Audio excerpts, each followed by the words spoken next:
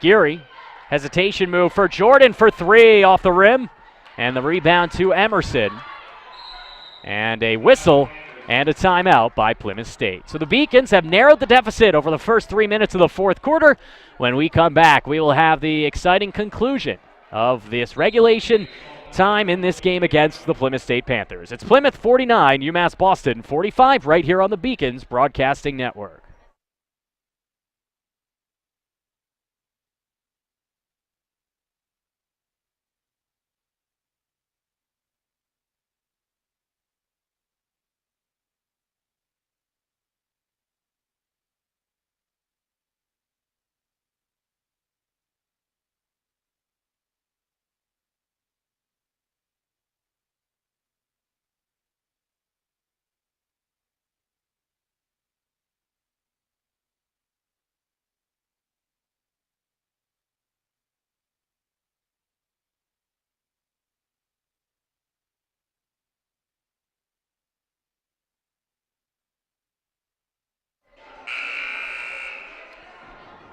Beacons down by 4. It's 49-45. Less than 7 minutes left in regulation time. Out of the timeout. Usual suspects out for both squads. For UMass Boston, it's Burston, along with Jordan, Matthew, Geary, and Edwards. Bit of a small lineup. And there's Aguiar easily traveling there as Burston applied the aggressive D. It was a chance at a one-on-one opportunity for Aguiar, but she carried the ball, and that's another turnover for Plymouth right out of a timeout. Not exactly what you're looking for. Burston, handoff to Geary. She's beat up by Lawrence. Geary all the way near side for Matthew as Aguiar comes out to guard her. Driving, Matthew, and she travels. And she was looking for Jordan, but picked up her pivot foot. And back the other way we go as of travel on both squads to come out of the timeout.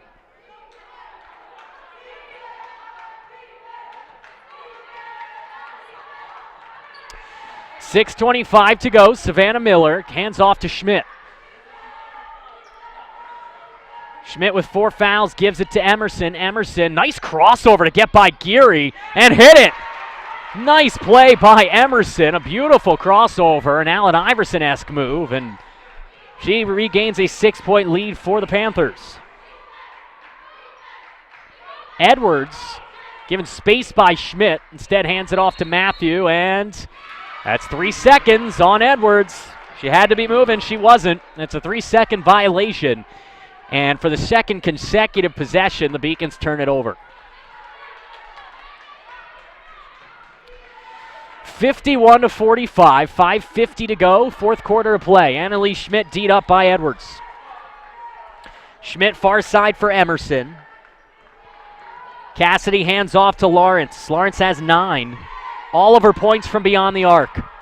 This is an opportunity for her first from inside the three-point range. She can't hit it, but the rebound to Emerson, who hands it off to Savannah Miller. Lawrence from Miller. Good D by Burston. The zone defense preventing her from finding any chance at an open shooting lane. She comes near side for Miller. Down low for Schmidt. 10 on the shot clock. Schmidt double-teamed in the zone, goes underneath for Aguiar, and that's an offensive foul on Aguiar as she leaned into Matthew. Good defense by Katie, drawing that one in the key. And out of that last timeout, we've had 5 possessions, combined 4 turnovers. So the Beacons down by 6. That was the first foul on Aguiar, so she's in no danger. Got a couple of substitutions at the next dead ball. So we are down to the halfway point of the fourth quarter. Geary down low for Edwards. Dish to Matthew. Pump fake and a drive to the right side with the right hand. Rims out. Rebound to Emerson. And Cassidy will bring this one up herself.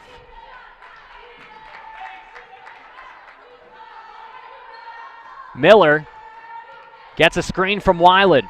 Hand off to Schmidt at the top of the three-point line. That's not her shot as she'll hand this back to Emerson. Emerson, open look, fading away a bit, and that caused that one to be off the mark. Rebound here to Geary. Grace coming in. She'll try to take this one and draw the foul, and she does. As both players tumble down. And Geary, still looking for her first points, will get a chance to do it at the charity stripe for the first time. That fouls on Emerson. That's her third. And we will get those substitutions, as looks like Raven Kirksey will come on in, as will Maddie Beatrice, but that one will have to wait as we have a timeout on the court. With 4:20 to go here in the fourth quarter on Senior Day, the Beacons trail 51-45. This is the Beacons Broadcasting Network.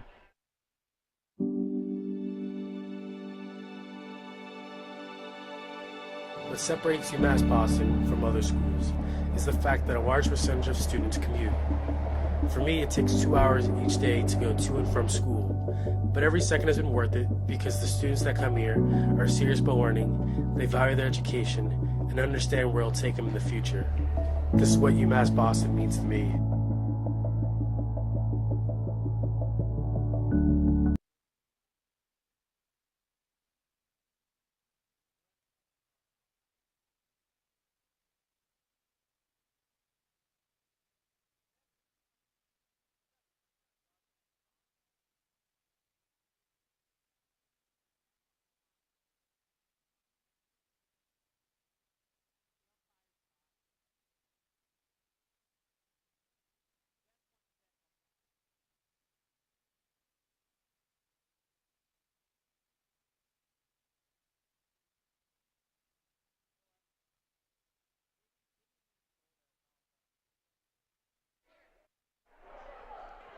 So out of the timeout, Grace Geary still looking for her first points of this game, and mercifully so, she does deliver. So Grace is all on the board.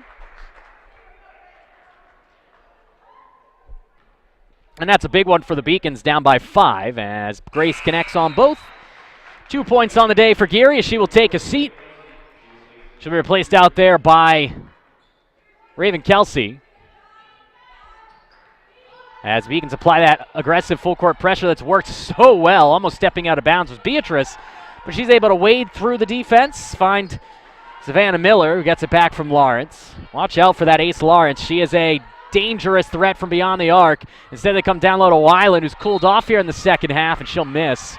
But a foul called on UMass Boston. And they'll say it's on the court, so luckily, no free throws coming up here. Inbounded by Miller. Beatrice gets it from Weiland. And now Maddie will be D'd up by Jordan. Lawrence pump fake, got Matthew off her feet, but didn't have a good shooting posture. Then Weiland comes down low and off the backboard and in for Weiland, who had 10 first half points. She had a couple of free throw opportunities early on in the second half. She has 17 with 3:32 to go.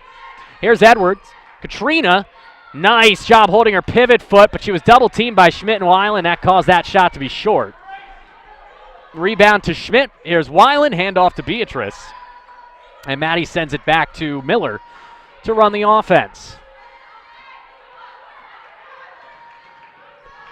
Savannah D'd up by Burston. Hands it off Beatrice near side. Beatrice pull-up jumper, too strong. And the rebound to Tajay Burston. Burston driving and too aggressive. An awkward shot there, missing, but a good rebound to Kirksey. Raven wide open is Jordan. What a look. And Chantel hits it on the foul. UMass Boston with the free throw can cut it to a one-possession game with 2:50 to go as Chantel Jordan heating up here in the second half. She now has 12 second half points after being held to 3 in the first half of play. Edwards takes a seat for the Beacons. Beatrice will also be sitting for the Panthers.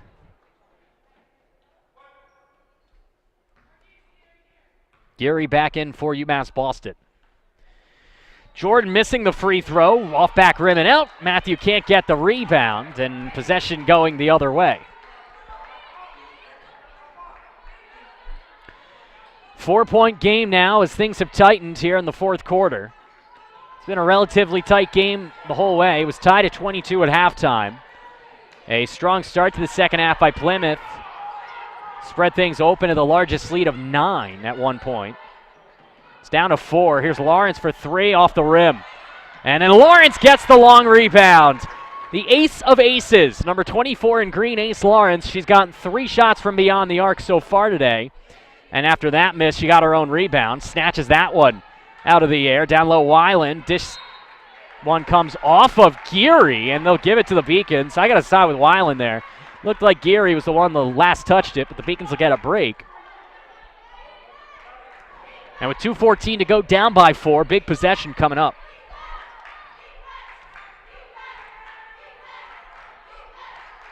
Bursted. Give off to Kirksey. Beacons cutting. Kirksey. Nice bounce pass for Jordan, and the senior now has 22 as Chantel Jordan is smoking hot here in the second half of play. She has cut the deficit down to 2.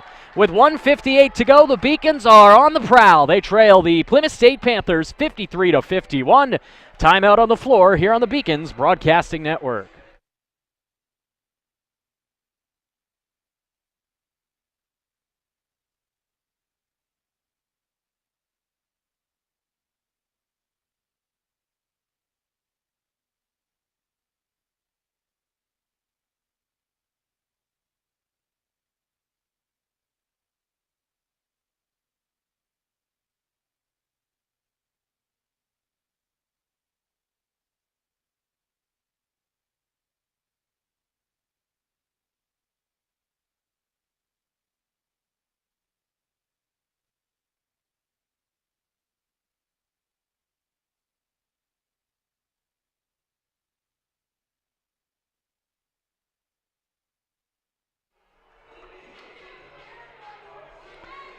Out of the timeout, less than 2 minutes to go.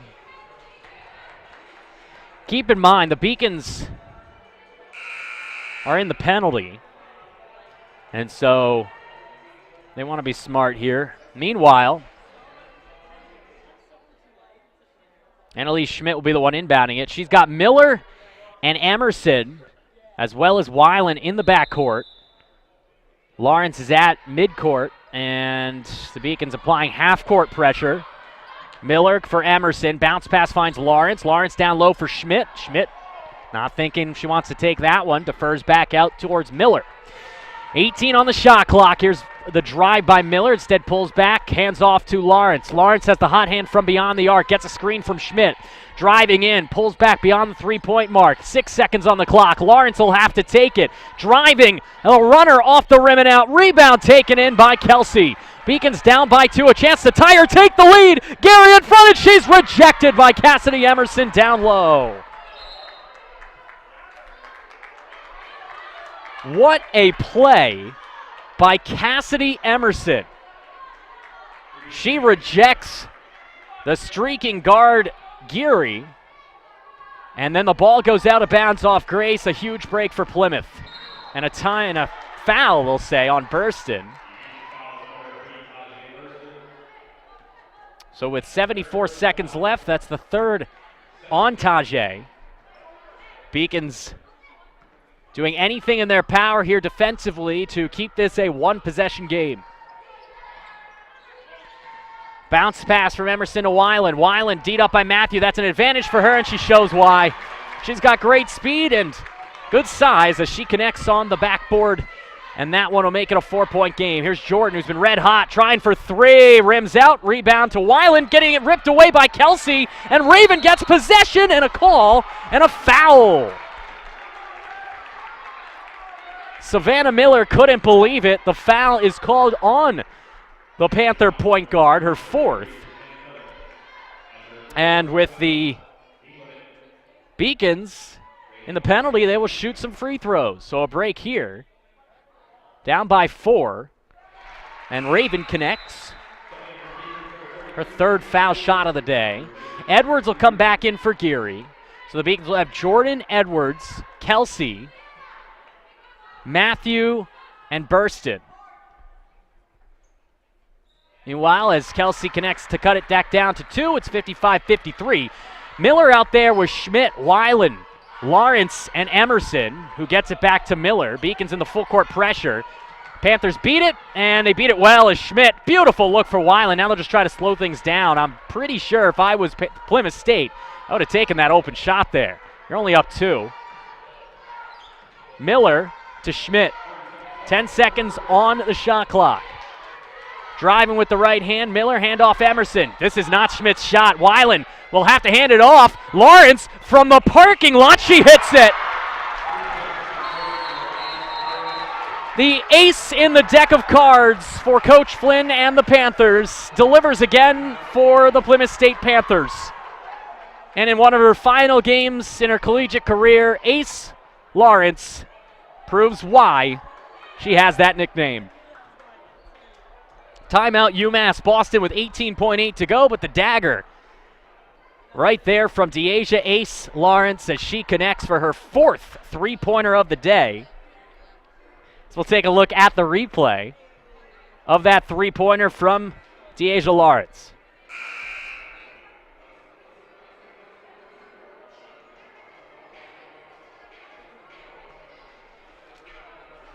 Time was running down. There was, you see on the top right of your screen, 2 seconds on the shot clock, maybe 1 when she let it go.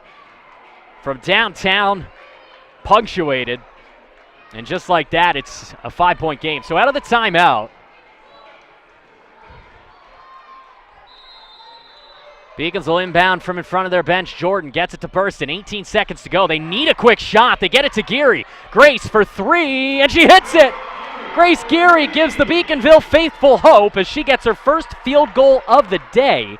Late in this game, down by 2, they will foul Wyman, who has been spectacular today from the line. She's 3 for 4. Although the Beacons are not yet in the penalties, so with 12.4, they'll have to commit another foul. Now, they'll have to be smart about who's the one committing it, though, because they have a couple of players with 4 fouls. Or maybe they can just go for the steal. Schmidt gets it, and the foul is quickly called, I believe.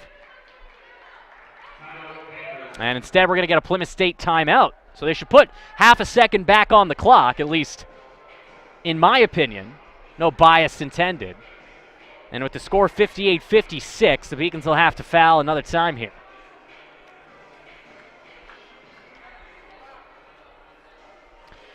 Just going to take a look at the season statistics for Plymouth State.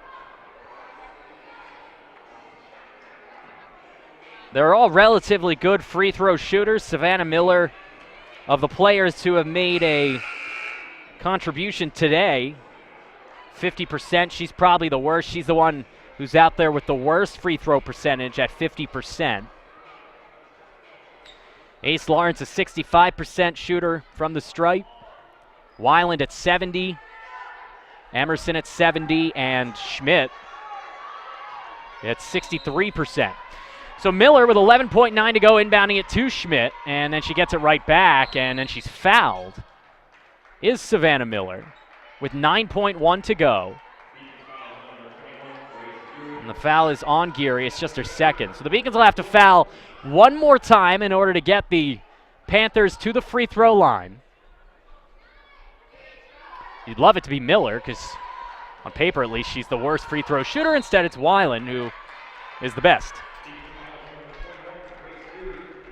So good play by Plymouth State as they knew that they had the foul in hand on the previous possession and handed it to Miller, who's not as proficient a free throw shooter as Weiland. And now here is Kayla Weiland to try to ice this thing. With a couple of free throws, she can, in fact, do that for all intents and purposes. These next 2 shots, huge.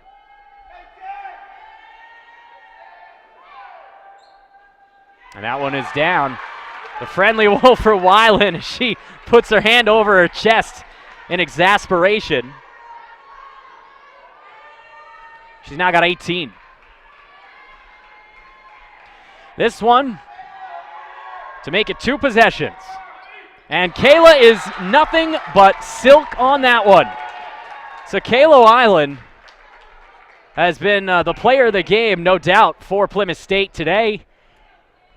Their center has been the center of attention, and that will make it a 4-point game, 60-56 with just 8 seconds to go.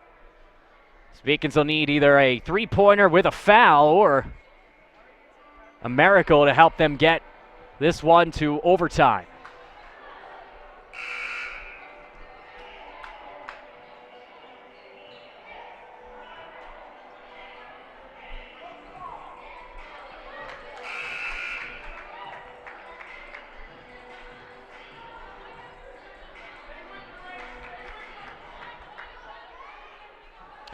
So down by 4, 8 seconds left. Geary will inbound this one. The senior Tajay Burston has it. Beacons need a quick bucket and a traveling violation on Tajay Burston. And so with 5.2 seconds to go, that's just about all she wrote for the Beacons' hopes, as they will succumb to the Plymouth State Panthers here on senior day. Schmidt is fouled by Edwards, and the 63% free throw shooter will get a chance for 2 from the line, but it's really all but elementary at this point. 4.4 to go, a 2-possession game. That's the 4th on Edwards.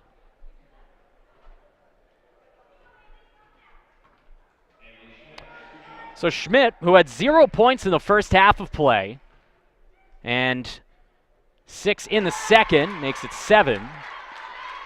She puts the Panthers up by 5. Stay tuned after this one. We'll talk to Coach Christina Baugh about what she saw today and what she thinks of the Beacons' future. And then, of course, the men's basketball game against Plymouth State coming up shortly after this one. And we'll get a whistle and a foul.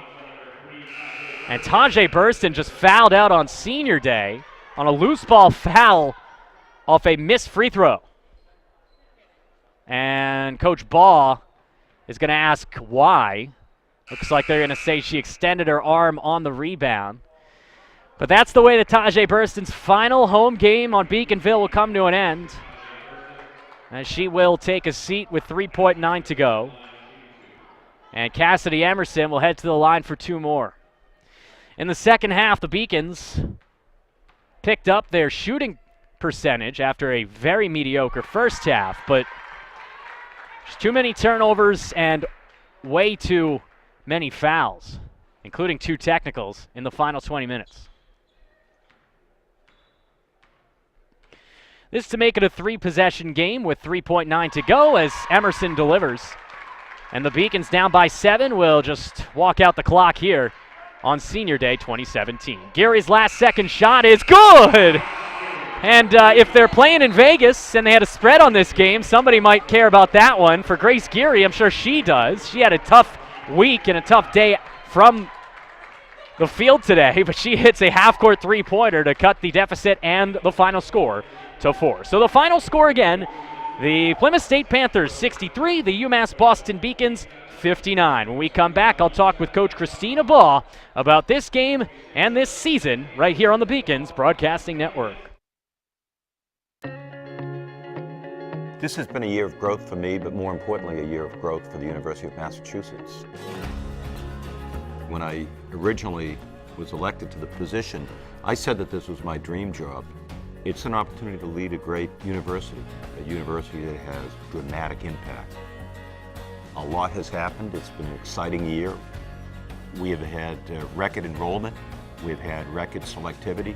The quality of the students attending the University of Massachusetts has never been stronger. In terms of fundraising, when I was inaugurated as a new president, we raised $1.6 million. It's more money that has ever been raised at any public university inauguration in the history of Massachusetts. We've put $20 million more into financial aid so the students will be able to get the financial assistance that they need. We're interacting with business and industry really across the Commonwealth of Massachusetts, trying to get an understanding from them of what skills they're looking for in terms of who they want to hire to make sure the University of Massachusetts are addressing those needs. I feel energy. I feel that people recognize the fact that we're headed in the right direction and they want to be part of it too. I've had so many parents come up to me and talk about their son or daughter.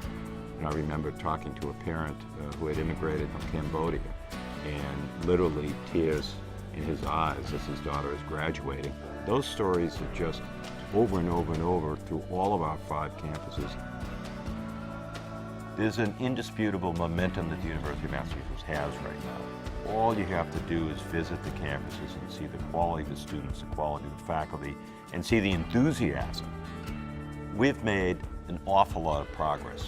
But I can tell you after 1 year, I think of what Dr. King said about a sense of urgency, and that sense of urgency is now.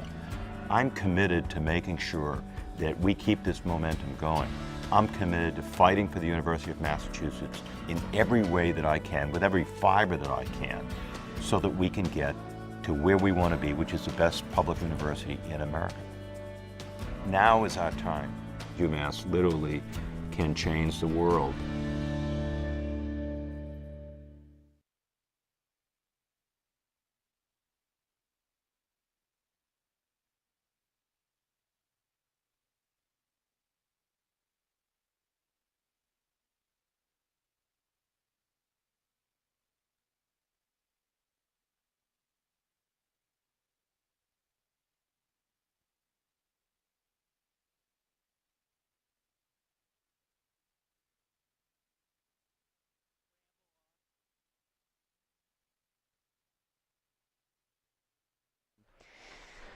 So UMass Boston, as you see on your screen, succumbs to the Plymouth State Panthers 63-59. With the victory, Plymouth State improving to 6-15 on the season. The UMass Boston Beacons falling to 9-14 as they lose on senior day. It was a 7-point lead that dropped down to 4 on a last-second buzzer-beating half-court three by Grace Geary, but it was all for naught. As you see on your screen, the men for both Plymouth State and UMass Boston getting set for their matchup in just about an hour's time, as these two clubs will duel from Clark Athletic Center, the Beacons and the Panthers, in just a little bit. Well, both of these clubs came out here for the women, hoping that the final home game in Beacons Blue would be a good one. Unfortunately, offensively, the Beacons in the first half really struggled from the field, as they were unable to do much of anything, shooting 8 for 37 in the first half of play. In the second half, UMass Boston picked things up a little bit from the field, but was just really, really woeful when it comes to defensive metrics and avoiding tough fouls. They also got called for 2 technical fouls, one on Coach Christina Ball, the other on Burston, or rather on Kelsey. And then Burston fouled out with just about 30 seconds left in regulation time on senior day, as the Beacons lose by the score of 63-59. When we come back, we will have a look at the stats for UMass Boston and for Plymouth State, final highlights, and we'll wrap things up and get you set for the men's matchup in a few minutes. The final score, Plymouth State 63, UMass Boston 59. UMass is very public service focused, and it piqued my interest, and I started doing more research on it. I'm very focused on what can I do to make the world around me a better place. My name is Lydia Grasso. I'm a junior at UMass Boston studying sociology and minoring in human rights. What I want to do is I want to work with women and children transitioning out of sexual slavery in Southeast Asia and helping them to find jobs, find housing, provide counseling, just the things that we kind of take for granted. Because I won the Chancellor's Scholarship at UMass, it allowed me to go to Cambodia. I was working at the Sihanouk Hospital Center of Hope in Cambodia, and it was just an amazing opportunity to just be able to get firsthand experience working with a human rights research project. Cambodia was really ravaged by a genocide, so there's a lot of rebuilding that's happening. I was in the place of something horrible that had happened. I could either go home and kind of forget about that experience and kind of block it out, or I could do something so that things like that never happened again. UMass provides me with opportunities that I wouldn't get anywhere else and gives me a global perspective in a public setting. I definitely transformed at UMass. My name is Kirsten Morrison, aka Keeks. I'm a senior here at UMass. I'm in the Exercise Health Sciences program, and I play volleyball, basketball, and softball. You know, I came here for volleyball, and I chose between basketball and softball, and I went with basketball my freshman year to play, and it's always kind of been a thing that I wanted to do, is play softball my senior year. And after talking with Coach Dagg, she was like, yeah, come on the team, and I was like, all right, and here I am playing 3 sports this year. Being a Beacon, I don't even know if words can describe. You know, coming here as a freshman, I was a little nervous and scared. But, you know, I walked in these doors and they all had open arms. You know, they showed me the ropes. You know, the coaching staff, the athletic staff, the chancellor, the vice chancellors, everyone here is so welcoming, and I really can't stress enough about how much this is really a second family for me here at UMass.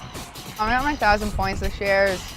It's amazing. I don't even think words can describe how I feel about it. It's something I've always wanted to do my whole life, and doing it here with my teammates and the coaching staff here is just an unbelievable experience.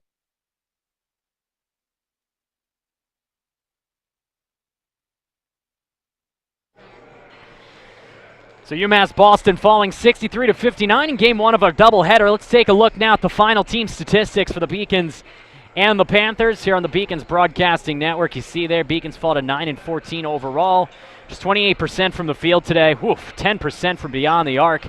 85% from the free throw line. They were out-rebounded 43-39. And, well, they didn't turn the ball over as much as Plymouth State, but as you see there, Beacons shot just abysmally from beyond the arc. Plymouth State, meanwhile, 38% from three-point range. And as it has been all season long, Ace Lawrence was the ace of the cards as she had 4 3-pointers for all 12 of her points to lead Plymouth to a 4-point victory.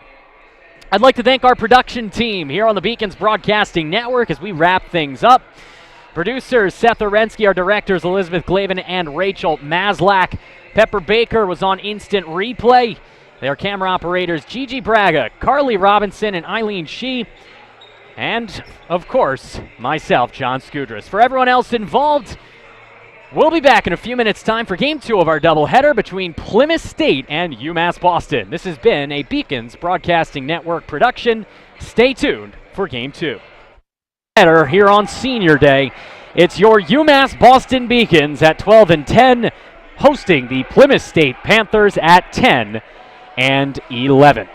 Glad to have you with us as the Beacons getting set for what will be their final home game of 2016-17 as they are just about set for the Senior Day ceremonies. Let's take a look at the all-time series between these two rivals here on the Beacons Broadcasting Network, and much like with the women, Plymouth State has made UMass Boston a foe they like to face. 48-21 over the course of their institutional history are the Panthers against the Beacons. The last Panthers win came back on February 13th of last year, almost a year to the day, a couple of days away from that, as it's 70-49 victory for Plymouth State. In their last meeting, the Beacons won back on January 11th, a 94-90 double overtime triumph.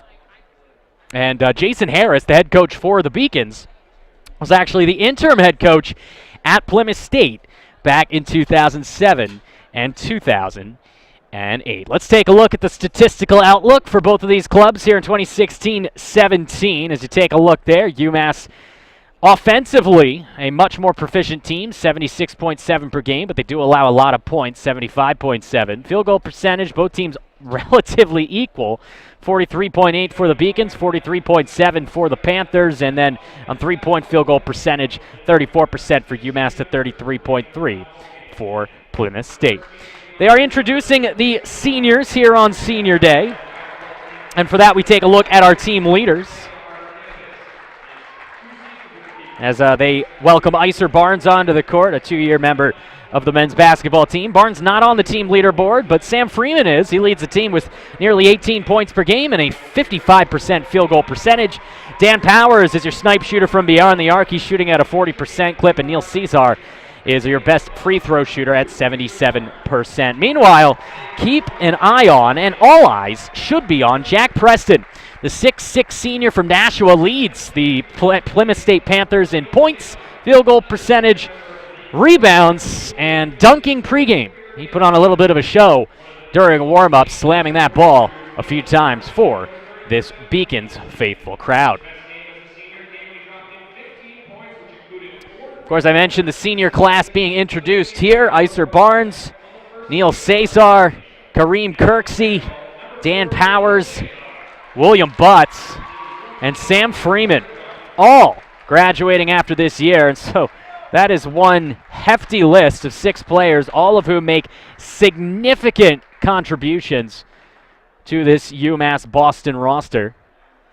As you get a chance to take a look at them being introduced.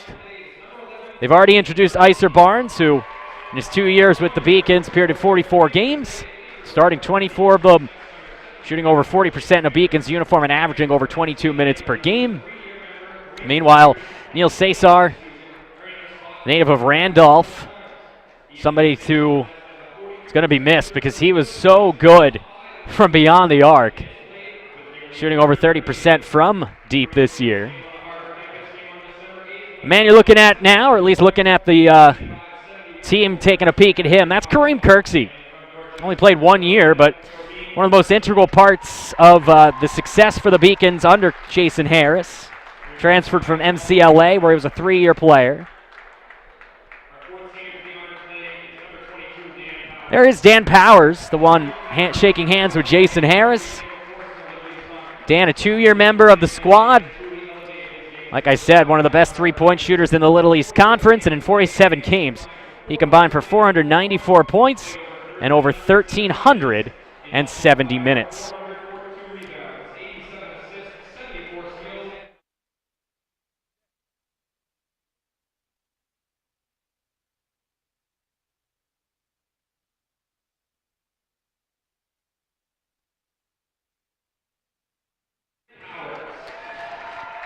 So as they welcome Dan Powers for his senior celebration, the next one will be William Butts. I welcome in Odera Jones into the broadcasting booth. And Odera, we're excited for this matchup on Senior Day 2017. Obviously, the Beacons would love to come away with a win as they introduce William Butts. Who should we be taking a look at for Plymouth, though? As Jack Preston, I mentioned, is a guy that they're really going to want to key on. Yeah, I mean, I think Jack Preston is the person that kind of gets them going. I mean, if he's playing well, the team is usually going to play well. Everything goes through him. The offense goes through him. Defensive stops usually end through him. So he's going to be the guy. If he gets going, it's going to be hard to stop. It certainly will. The Beacons will be keying on Sam Freeman and company to contribute, and there is Sam. The Beacons' big man is going to get a round of applause from those who respect him and those who loved watching him over the course of his 4 years here as a member of the Beacons. He helped reshape men's basketball here on Beaconville, and Jason Harris with a huge smile. But I think Odera, Jason may be smiling now, but tomorrow he might be crying knowing that Sam Freeman is in his final year here. Yeah, Sam's one of those guys that's tough to replace. Sam's kind of been through it all. He's one of the guys that was here when Coach Titus was still here, so you never know how players are going to react once the coach that recruited them leaves the program. But Sam has taken a leadership role. It's been great to see. Absolutely. 82 games over 4 years, 679 points, 345 boards, 25 steals, and 47 blocks. He's having an all-conference year with his team leading 17.8 points per game and 55.5% from the field. A native of Boston, Sam Freeman is a local boy, but he will be missed here on Beaconville. It'll be interesting to see how he makes his exit here today in his final home game of the campaign. We take a look at the coaches. Andrew Novick, the head coach for Plymouth State. For UMass Boston, it's Jason Harris, and it's going to be an exciting one here in the Little East Conference between the Beacons and the Panthers. We're going to step aside for just one moment. When we come back, we will have the opening tip-off between Plymouth State and UMass Boston right here on the Beacons Broadcasting Network. Paris changed my life, and I got there through UMass. Those very specific seminal moments in Paris. The subway. A man in a tuxedo walked in, and a woman in a long gown. And it was stunning. It all hit me. It was like a lightning bolt. There was this world of beauty and style that I wanted to be a part of. That was the beginning of the journey. And that all came through the University of Massachusetts. And that was really a key moment for me. That's one of those moments you never forget. Along with Odera Jones, I am John Skudris. We're getting you set for the opening tip-off as they introduce the starting lineups for Plymouth State and UMass Boston. And we get a chance to take a look at the keys to the game for both of these squads. And similar to the keys for our women's game, one of those is going to be controlling the emotions of Senior Day. And Odera, that can be critical, especially considering the Beacons have 6 seniors, most of which are their best players. Yeah, Senior days can be tricky. Sometimes you start off very hot, and then there's other times you have your family, your friends, and your extended family in the stands, so you want to kind of put on the show. So that's a absolutely. And one of the things with controlling emotions is not getting into foul trouble, not getting bad fouls. One one of our keys there. Freeman and Powers need to stay out of foul trouble. That's going to be critical, especially when you consider the size matchup that they have against the likes of the aforementioned Jack Preston. Yeah, and for a lot of people that haven't seen Jack Preston, he's an entertaining player to watch. He's not coming out right now today, but hopefully he'll be coming off the bench sooner or later. Yeah, Preston struggled in their last matchup, a 24-point loss for Plymouth State. He only had about 10 points, which is down for him, a player that averages nearly 20. So the opening tip is won by Freeman as he takes this one away from Mike Osgood, the 6'7" center for the visiting Panthers. We get underway, and a bad turnover there by Neil Cesar is coming the other way, and a nice behind-the-back fake and lay-in for Mike Osgood. Well, it'll be interesting to see a lot of these guys that are on the court. Some of them have played together as seniors, and some of them haven't. So I know they're still trying to work out the jitters right now and figure out the pace of what this game's going to be. Kirksey to Cesar, around the horn they go. With possession there is Butts. All the seniors out there here as there's a pull-up three-pointer from Butts. That's off back rim and out. It comes out of bounds, and Plymouth State basketball with 19:21 to go, first half of play. And so William Butts, after he took that shot, is going to take a seat. So he gets that shot here on senior day to hit that early three, and now he'll be replaced out there by another senior, Dan Powers. Hey, it was great, you know. Will was in there. Get one off before you go out. I don't hate that at all. Absolutely, and now with possession for Plymouth State, Jalen Leroy tried to get it underneath, and it's intercepted, and the ball picked off by Kirksey.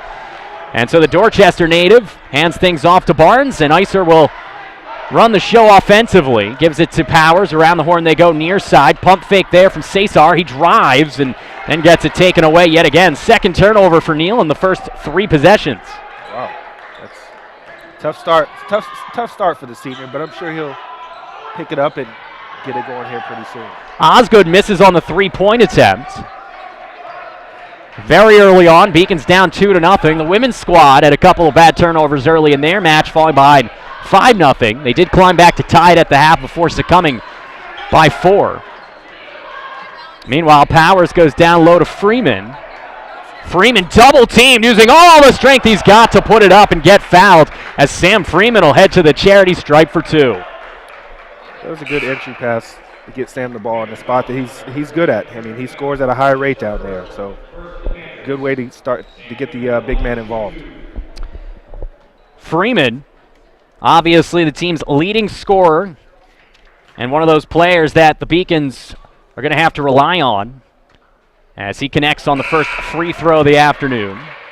And we'll get our substitution here as Ty Lee, the 5'10 freshman from Boston, Massachusetts, will step in here as he'll spell Cesar. Freeman 2 for 2 from the charity stripe, and so a good start for Sam and company. Full court pressure applied here by the Beacons. They penetrated as Osgood gets it over half court and smartly hands it off to Ernie Johnson, who gets it to Nathan Clark. The senior 5'11" point guard hands it off to Johnson.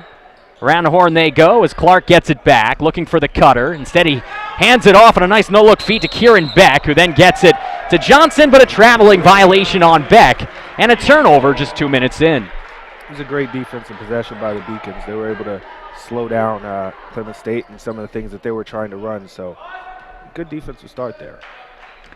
2-2, still no Preston in there for Plymouth, as the Beacons will try to take advantage early on. Powers got the quick pass, drives all the way in, and then gets tied up in a great defensive play by Kieran Beck, the junior from Danvers. And that is a jump ball with the possession now pointing towards Plymouth, so it's as good as a turnover there for the Plymouth State Panthers. Yeah, you know, you can't be mad at that. The guy got beat on the shot fake, but was able to recover and tie up the ball. Beacons and the Panthers tied up it too early.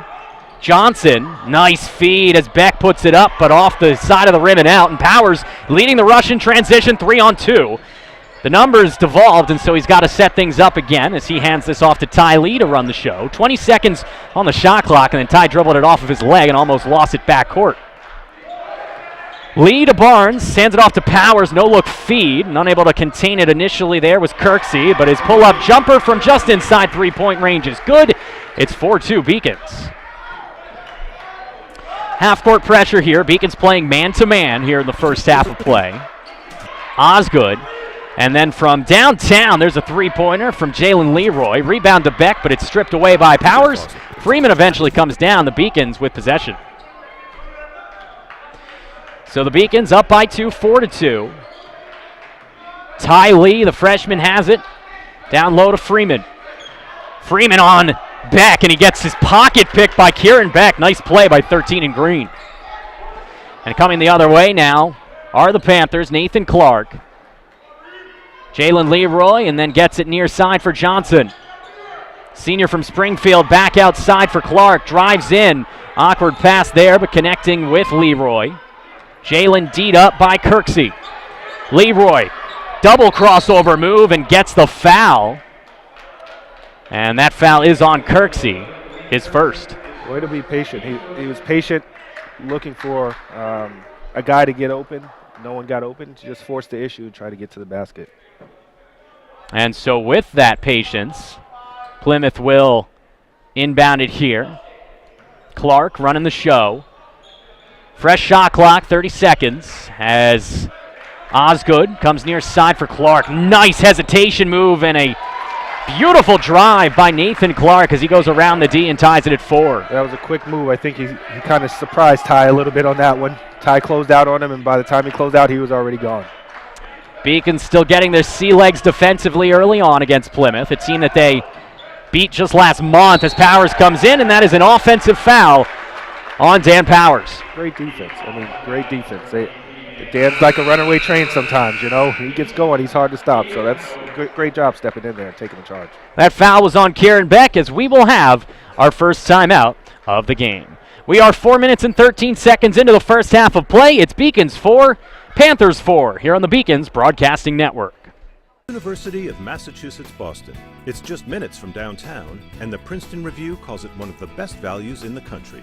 A nationally recognized institution of academic excellence and research, UMass Boston offers more than 150 undergraduate and graduate programs, 16 Division III sports, and more than 100 student organizations.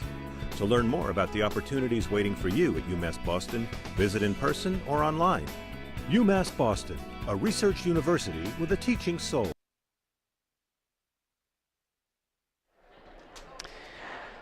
Welcome back into the broadcasting booth out of a timeout here, 15:47 to go. First half of play along with Odera Jones. I am John Skudras here on the Beacons Broadcasting Network. It is senior day, and Odera, we were just talking off the air about how the Beacons may have to work out a few jitters here. That can sometimes be even more pressing and more important on senior day, where you have so many players playing in front of more of their family. Yeah, it's one of those things where you want to come out. Of course, every game you want to play well, but a senior day, it's a little different. You want to play extra well because everyone's come to support you, to come support the team, and a lot of these people have been here your whole life, so you want to make sure you put on a good show for them. Pretty sizable crowd here at Clark Athletic Center between Plymouth State and UMass Boston. As driving in there was Johnson, hands it off to Clark, who takes the three-pointer. The rebound is brought down at first by Freeman and then taken away by Leroy as the Panthers getting an offensive rebound and a second chance try.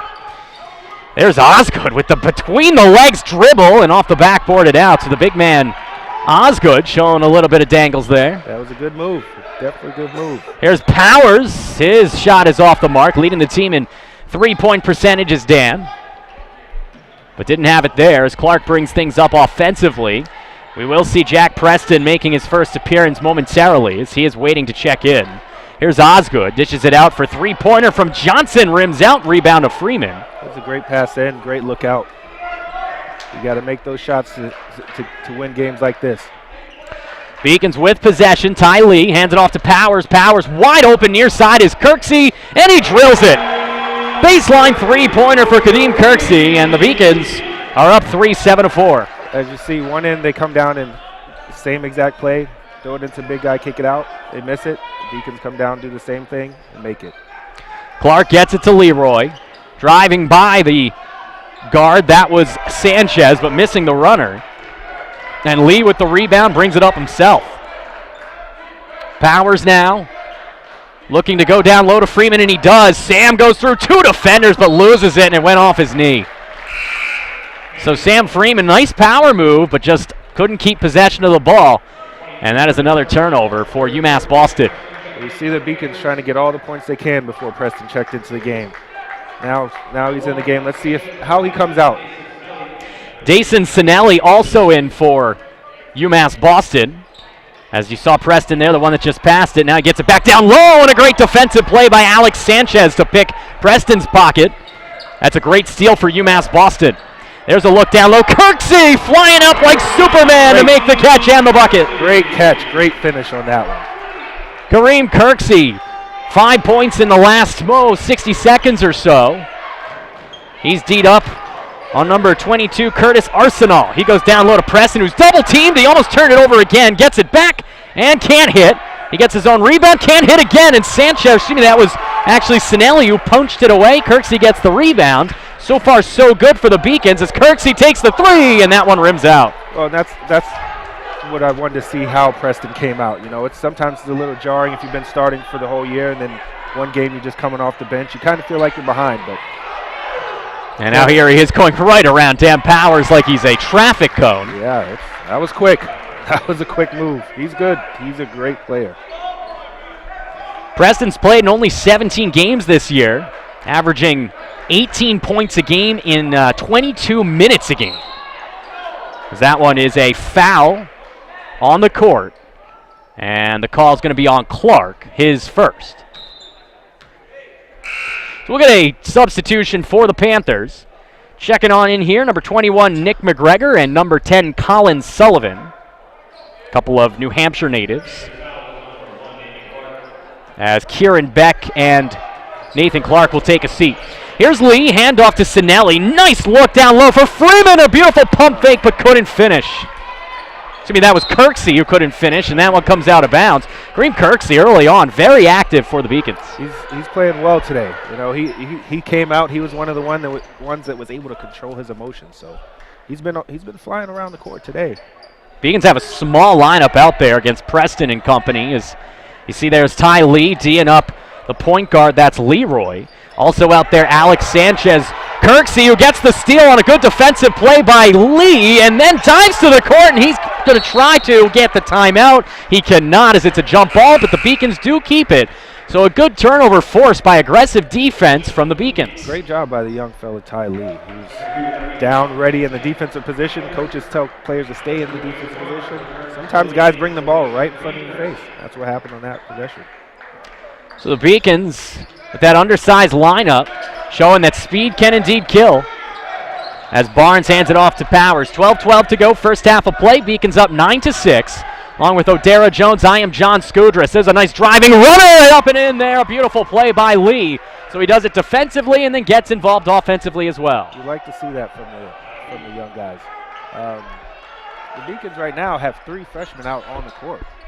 So this is an interesting contrast on the senior day. You start to see some of the younger guys out here producing. And there's one of them, Alex Sanchez. Great defensive play, and he turns it into transition points. A fast break for UMass Boston as they deliver. It's 13-6.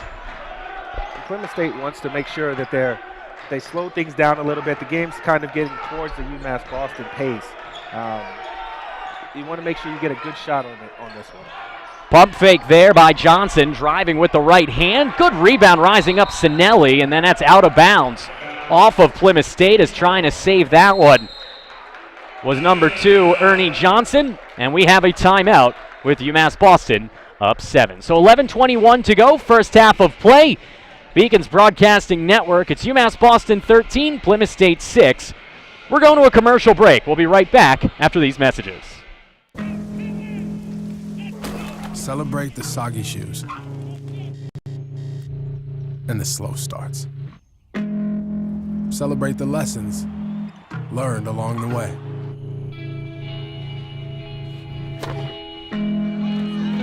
These are the wins. Not the shiny nail-biting kind.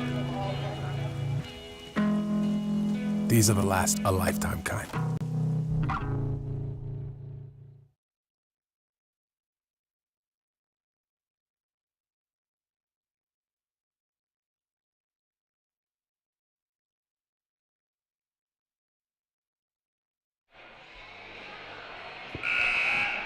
Welcome back to the Beacons Broadcasting Network. Along with Odera Jones, I'm John Scudras. Beacons leading 13-6 here on Senior Day. And we talked about it had to be Powers and Freeman getting good shots and staying out of foul trouble, but so far it hasn't even been the seniors. With the exception of Kirksey, it's been a lot of freshmen who have really stemmed the tide here for the Beacons. Well, and the freshmen on the Beacons team do a good job of speeding up the pace for a lot of different teams. So they've kind of started to enforce their will a little bit. Let's see how Plymouth State handles that.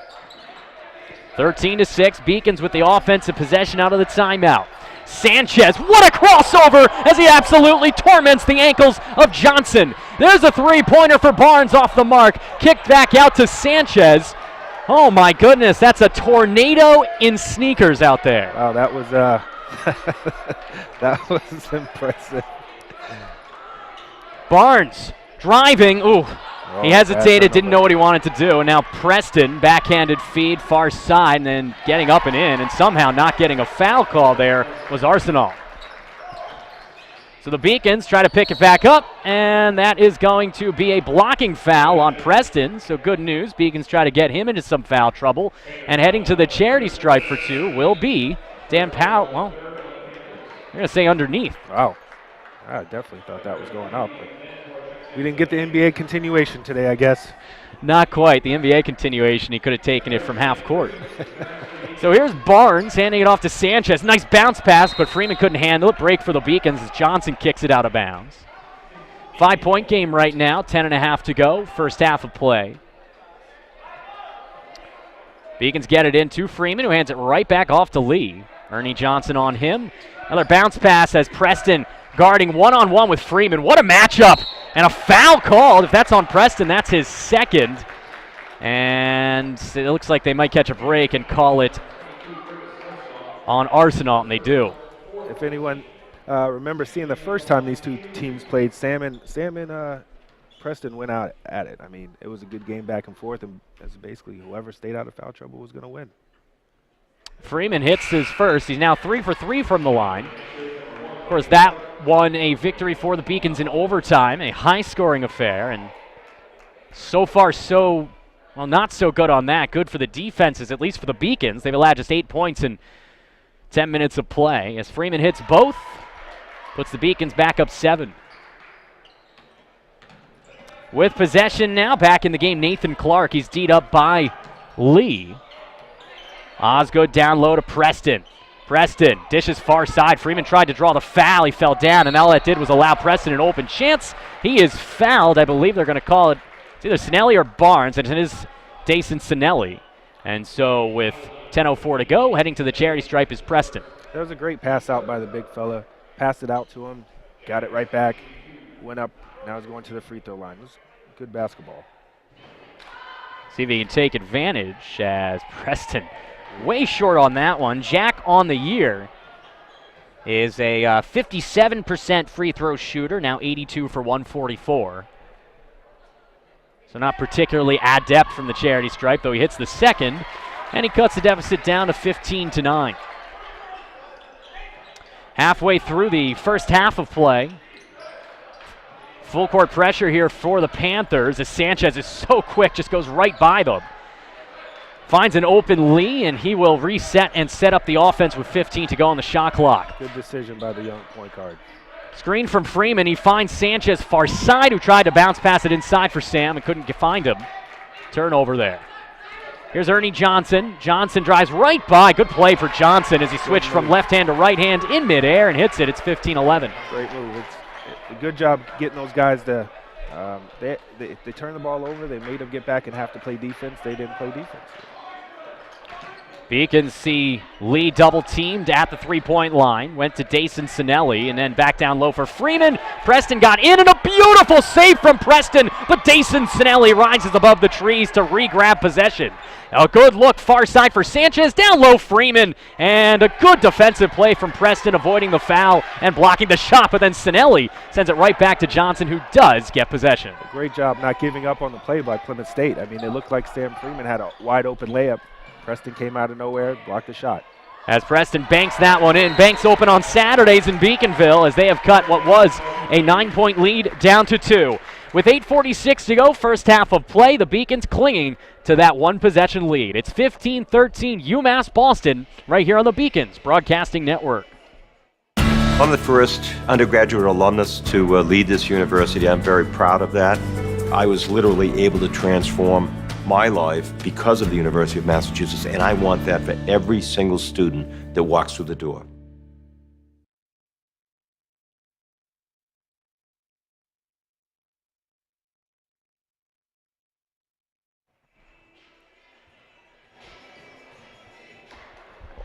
Welcome back as the Beacons, with 8:46 to go, will get possession up by 2. Lee bringing it up here as he connects with Barnes. Half-court press being applied by the Panthers as this 3-guard lineup eventually sees Barnes coming in, get it partially blocked by Preston. The rebound to Freeman, gets his pocket picked by Clark. Great Clark extra effort. with a no-look feed, speaking of effort, but Preston couldn't handle it. Wow, you get opportunities like that. You just want to make the right pass. I don't think the behind-the-back pass or head pass was needed on that. Sometimes you get a little fancy in big games and it backfires. And for Clark on that one, the 5'11" Reading native, tried to put a little bit too much polish on it, turned it over. There's Dan Powers from just inside the three-point line, but 22 feet, misses. It's going to be a rebound to Ernie Johnson, and Johnson drives, dishes out to Arsenal. Preston from about a foot inside the three-point line and gets the friendly roll, so he continues to show that he's not only big down low, he's got a little range as well. Yeah, he can step out and make the free throw line extended jumper. That's why he's such a dangerous player. Powers is dangerous as well. He hands it off instead to Barnes, driving through 2 big defenders, but he could not get the roll. And so from a 9-point Beacons lead, it is now tied, and a chance for the Panthers to take the lead for the first time. Getting hit there a little bit was Osgood. Took the body, no call, as Freeman gets the rebound. Now you want the Beacons to come down and get a good shot on this possession. It's one of those stalemates where no one's really scoring right now. The teams are starting to settle in and buckle down, so let's see what happens next. Nice look, and then Lee, he got that shot away, I think, before he came back down, O'Dare. I don't know what you saw, but that looks like a bad call. That was a bad call. That was definitely a bad call. I mean, it looked like he was going to travel, but somehow, some way, he still threw it at the rim. Maybe it's just one of those situations where if you make a better play, you're not even in position to have that. He got caught between shooting and passing, and that's the way that cookie crumbled. So we have 7:12 to go, and the cheerleaders make their way onto the court for the first time. Beacons and the Panthers tied up at 15. Did you anticipate, well, I'm sure you did after the way the first game went, a close matchup, but so far, neither of these teams have really been able to take control offensively. Yeah, both of these teams have smart basketball players, so when you get into a game with high IQ basketball guys, it's usually a little mistake here, a little mistake there that'll change the momentum of the game. But so far, this game has been kind of what I thought it would be. 15-15, 7 minutes and 12 seconds to go. Along with O'Dara Jones, I'm John Skudris. This is the Beacons Broadcasting Network.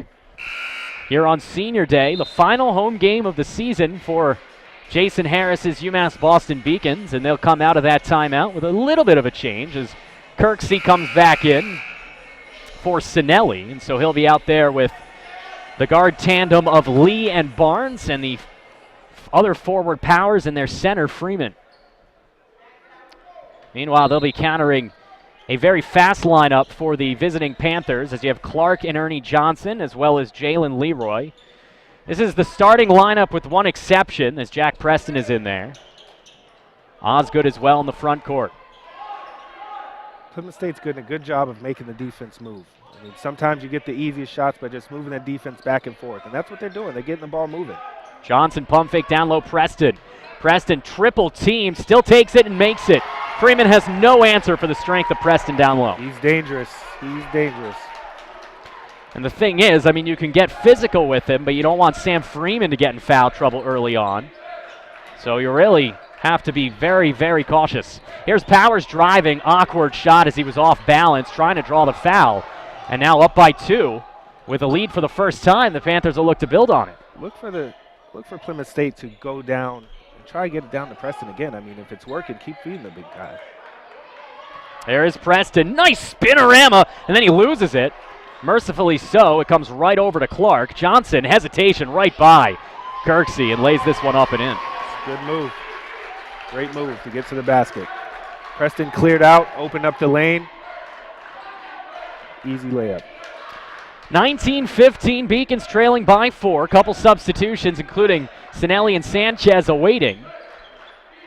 But for right now, it's Lee connecting with Barnes. Ooh, tough pass, but Barnes got it. What a move underneath, and then he tried to have an awkward spinning shot in midair, and he missed.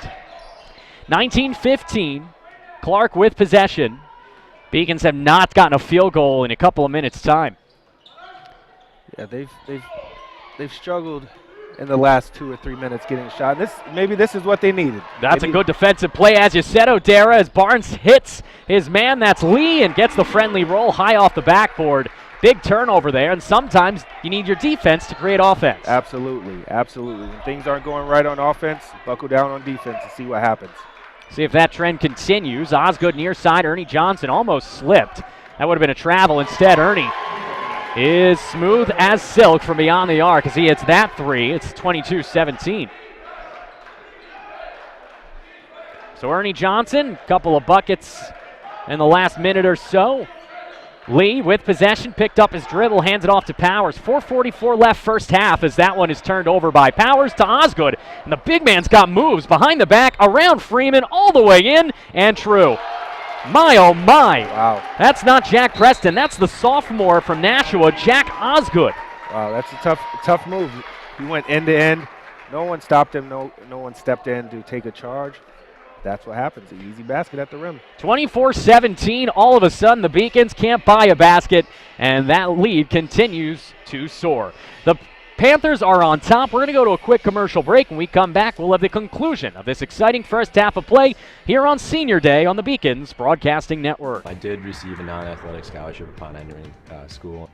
I got the presidential scholarship, which was huge for me. I think there's more opportunities for academic scholarships in Division III. I did receive academic scholarships. Just being involved on campus, being a leader, all those things combined kind of get me recognized. It's a great experience for me.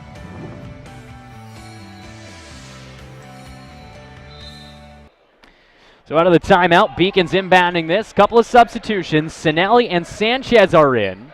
And they're also going to be joined out there by Cesar, who hasn't been out there since the very first few minutes of this game. There's Freeman trying to extend his range, rims out. Cesar had a hand on it, then it comes out of bounds. And, ooh, a break again for the Panthers, as somehow they say that came off of Neal. Wow. Wow, sometimes, some games you need some breaks like that, but that one was questionable. It's the second such questionable call the Beacons have been the victim of, as Preston is back in. Lucky us. As with possession is Ernie Johnson off the inbound, D'd up there by Sinelli.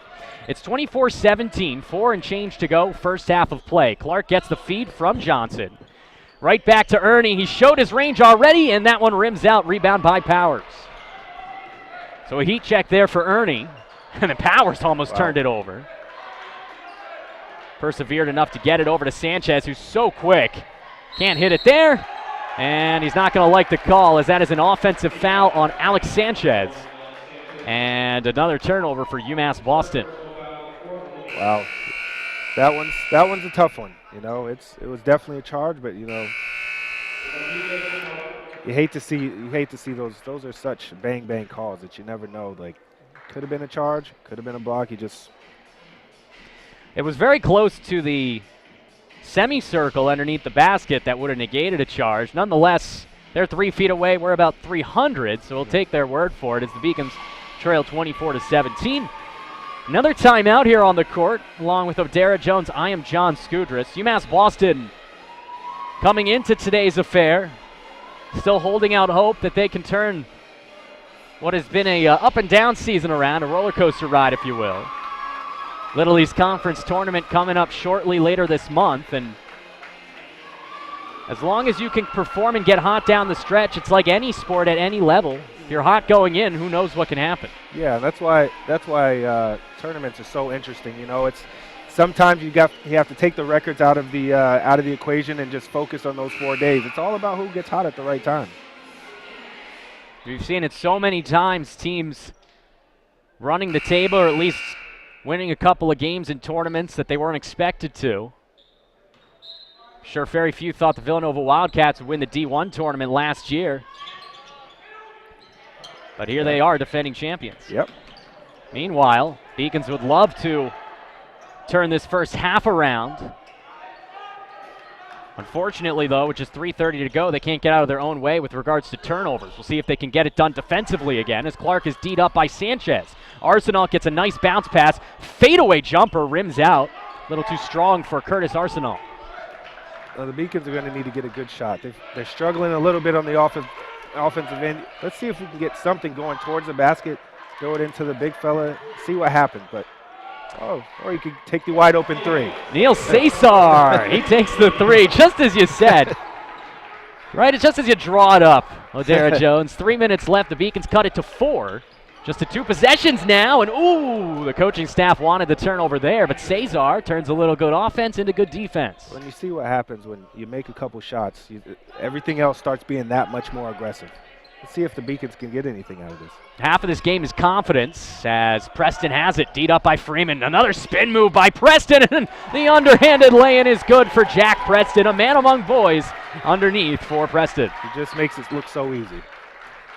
26-20, hesitation move. Sanchez just a little bit too much speed as he was off balance on the lay-in attempt, and now Clark the other way. Double teamed, and that leaves a wide open Osgood. What a pass to Osgood. Great passing. Connecting with Preston, who's got another one. And you said it, what a feed from Osgood. These bigs, so good not only down low, but great playmakers as well. Yeah, and you see on the Beacons offensive end, a missed layup led to a fast break to a 2 points. I mean, it happens just that fast. Freeman is fouled. I believe that's Johnson. Although Arsenal looks like he thinks he's guilty. It is Johnson with the grab. So with 2:08 to go, Beacons down 8. Sam will head to the charity stripe for the second time today. He's 2 for 2. First foul on Ernie Johnson. Beacons will have 3 substitutions. It's going to be Lee, Barnes, and Kirksey. Meanwhile, Leroy back in for the Panthers. In a game like this, when it's going back and forth, you want to try and make every possession count. If you don't score on one end, try and get it back on the other end. But this pace right now kind of favors UMass Boston. But with Preston going like this, you just never know. Freeman can't hit the second as that's off front rim. Arsenal gets the rebound. Hands it off to Clark, and we are down to the final 120 seconds of first half action. The Beacons trailing by 7. Preston spins again around and gets it taken away there by Barnes with a good pressure deal played by Freeman. What a one-touch pass for Cesar as getting it to him there was Kirksey for the foul. Wow, good defense led to good offense. You said it, as Freeman with a great job on Preston, which was really the first time we've seen Sam stop him here today, and that led to a beautiful move in transition by Kirksey to find Cesar.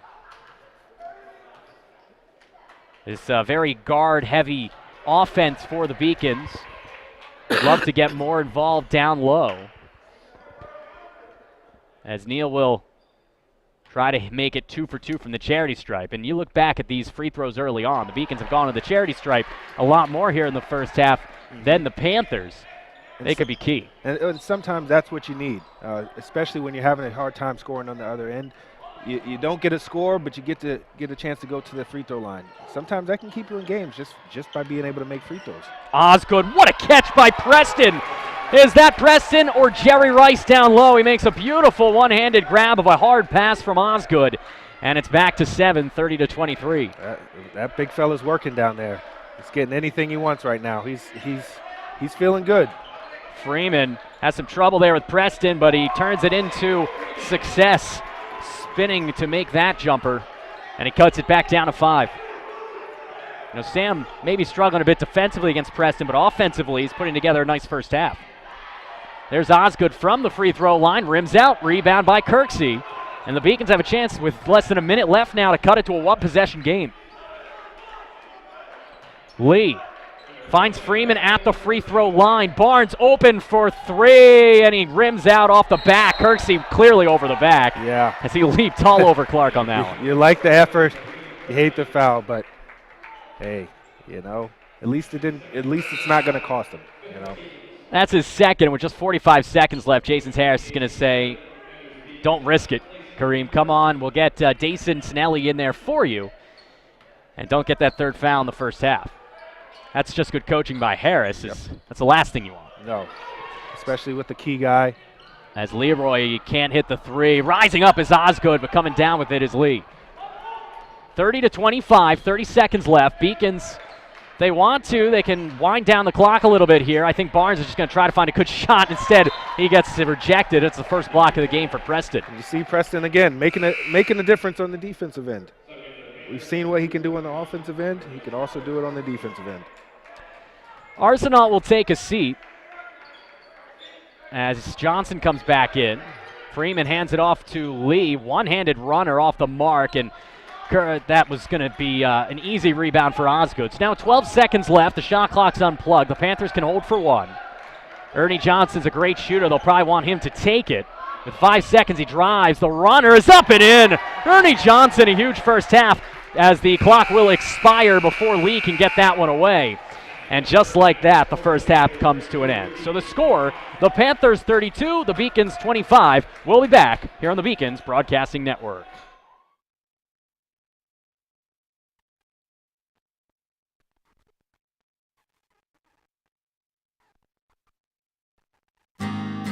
UMass is very public service focused, and it piqued my interest, and I started doing more research on it. I'm very focused on what can I do to make the world around me a better place. My name is Lydia Grasso. I'm a junior at UMass Boston studying sociology and minoring in human rights. Because I won the Chancellor Scholarship at UMass, it allowed me to go to Cambodia. I was working at the Sihanouk Hospital Center of Hope. I was in the place of something horrible that had happened. I could either go home and kind of forget about that experience and kind of block it out, or I could do something so that things like that never happened again. UMass provides me with opportunities that I wouldn't get anywhere else and gives me a global perspective in a public setting. I definitely transformed at UMass.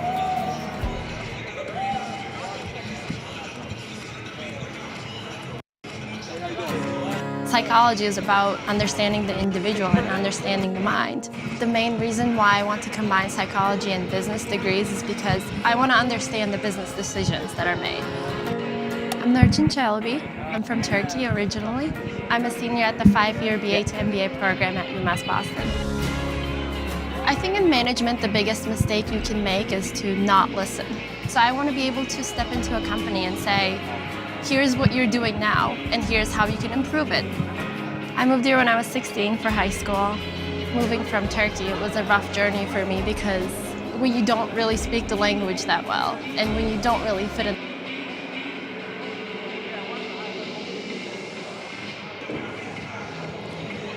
Welcome back here at the halftime show along with Coach Jason Harris. I am John Scooters. Coach, you take a look at that stat sheet. You guys are down 7 here heading into the second half of play. What sticks out to you from the first 20 minutes? 13 turnovers and then as many threes as we have free throws. That's not how we're going to win games. So you understand senior day is a little bit of emotional, and you try to let kids play a little bit.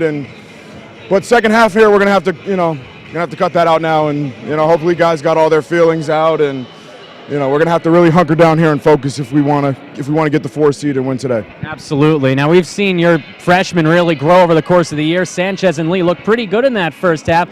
Are you going to go to that more young-oriented lineup, or are you going to maybe see some of those seniors with that leadership and experience come in a little bit more in the second half? We're going to play really, really fast. So the guys that are playing fast and pressing, we're going to play those guys. Absolutely. And last one before you head on in, Coach. You guys have had a little bit of trouble down low with Preston and Osgood. They're very good playmakers as well as in the post. What do you guys have to do to defend those guys? Well, for one, we need to make them work in the backcourt so they can't just walk down and pick us apart with their size. We're playing too slow offensively as well. So again, we just need to change the tempo of this game because both those guys they're just really good players. And again, you see they're 9 for 17, and it's going to be hard to win like that. Well, Coach, best of luck in the final 20 minutes. Hope you come away with it. Beacons down 32-25 after 20 minutes of play here on Senior Day. The men are going to try to avoid making it 0 for 2, along with the women's loss by 4 points earlier this afternoon. We'll be back here on the halftime show here on the Beacons Broadcasting Network. What do we mean when we say UMass is here for a reason? We mean that the 5-campus UMass system is the only public research university that the people of Massachusetts established to create better futures for themselves, but also for the Commonwealth of Massachusetts as a whole. It's a university that educates 73,000 students every day and graduates 17,000 graduates every year. We are the university that educates the workforce of Massachusetts. We're one of the state's 3 major academic research engines: research that saves and improves people's lives, and research that drives the innovation economy of Massachusetts. We provide services and economic opportunity to every region of the Commonwealth. The noted historian David McCullough once said that 2 great concepts, university and Massachusetts, come together in only one place, and we are very aware of how fortunate we are to bear the name, the University of Massachusetts. We recognize that we are truly here for a reason, and that recognition inspires us and drives us every single day.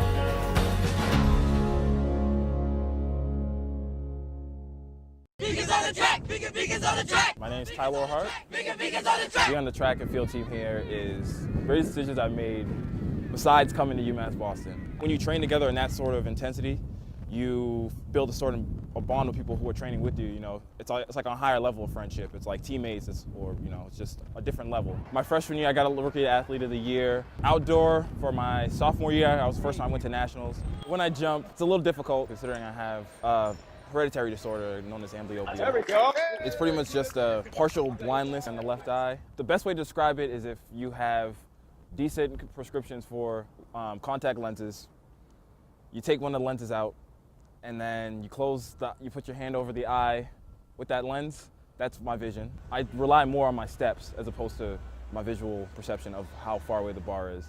And since I can't see out of my left eye, I have to sit on the far left-hand side of the class. Hopefully coach for a few years and coach some high school kids, maybe even coach on a college level as like an assistant coach, and go to PA school, then do a 5-year program and try to get my loans paid back, and then go from there. We graduate 17,000 students every year, and the vast majority of them stay in Massachusetts. We have over 280,000 graduates in Massachusetts today. We graduate people in critical fields, engineering, STEM fields. We graduate people with research experience where they can start their own companies. It is amazing to see what UMass graduates accomplish once they leave the university. I remember vividly my own graduation from UMass. It was a beautiful day. It was perfect weather. I remember the pride that my mother and father felt. I could see it in their eyes. Here it is, 30 years later, I get an opportunity to preside over UMass commencement. It is so moving and inspiring for me to think this is what it's for. Here we are, we have these graduates that we're going to unleash on the world, ready to take on the world, happy about the accomplishment, but also hopeful about the future. It's hard not to get emotional at a UMass graduation. You see that UMass is here for the Commonwealth, here for a reason.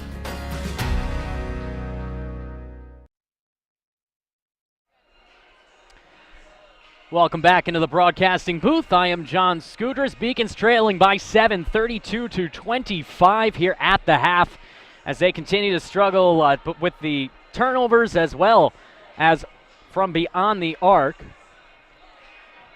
Taking a look here at the first half statistics for UMass Boston. They're led in points by Sam Freeman and Careem Kirksey with 7. You see their team stats there, just 33% from the field. And 28% from beyond the arc. That looks atrocious, and it's not very good, but it's actually 17% or 18% higher than the women's shot earlier today, so they have that going for them.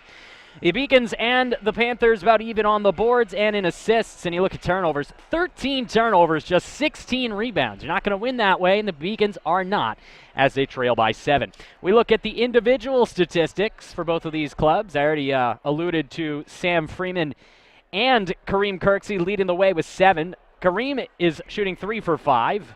Sam is just 1 for 3, but he's gone 5 for 6 from the free throw line. Meanwhile, for Plymouth State, they are led in points by Jack Preston, who didn't even play the first 5 minutes of this game.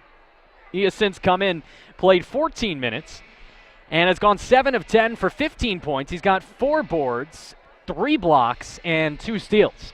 So he has been a stat filler all season, and that continues here on Senior Day on the Beacons Broadcasting Network. Let's take a look around Beaconville and see what's going on the rest of the afternoon. You take a look earlier today right here on the Beacons Broadcasting Network. Plymouth State beat the women's basketball team 63-59. It was a much nicer tale for the women's hockey team, who beat the Panthers women's hockey team 3-1. And getting underway probably just about right now is the men's hockey team as they take on the Hawks of St. Anselm College. And about 15 minutes ago or so, it probably got underway from St. Anselm. We are going to go to one more commercial break. When we come back, we'll look ahead and see the final schedule of the Beacons regular season, and then we'll get the exciting second half of play. The score, the Panthers of Plymouth State 32, the UMass Boston Beacons 25. Something I discovered in myself is that if I have a goal, I can accomplish it. It's a well-rounded experience. At a Division III school, you primarily a student athlete, so the school is really shaped around you developing yourself as a complete individual. It helps a lot that you have a family with your team that can guide you.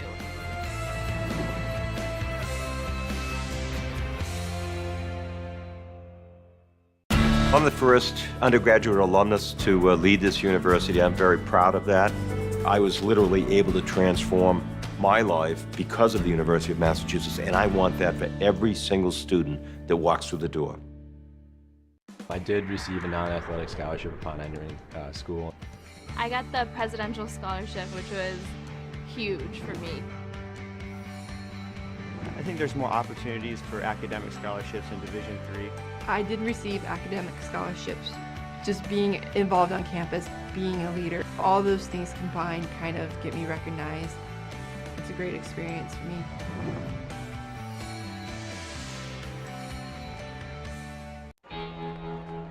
Cheer for the stumbles. The he shoulda had that's. And the tears that linger.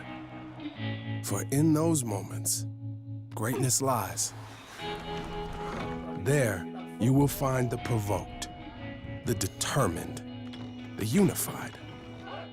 It's in those moments that champions are born. Moving from Turkey, it was a rough journey for me because when you don't really speak the language that well and when you don't really fit in the crowd, it's very easy to disappear. But I decided not to give up, and UMass helped me. The University of Massachusetts Boston, with its scenic oceanfront campus, easily accessible to downtown Boston, is recognized as a model of excellence for urban public universities. 16 NCAA Division III sports are part of the more than 100 student organizations that create an engaging campus life in America's biggest and best college town. UMass Boston, Boston's urban public research university for the 21st century.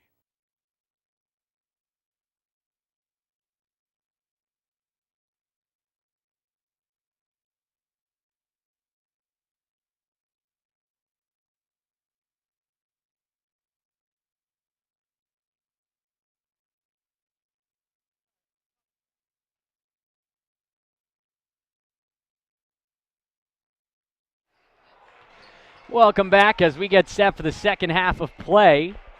UMass Boston down by 7, 32-25. UMass Boston in that first half of play really struggled offensively. We went over the statistics a few moments ago. And as I welcome O'Dara Jones back into the broadcasting booth. Dare we take a look at the numbers? The Beacons only had 16 boards. They had 13 turnovers. Coach Harris said you can't have a disparity that close between rebounds and turnovers. And he also said they have to find a way to card Jack Preston. 7 of 10.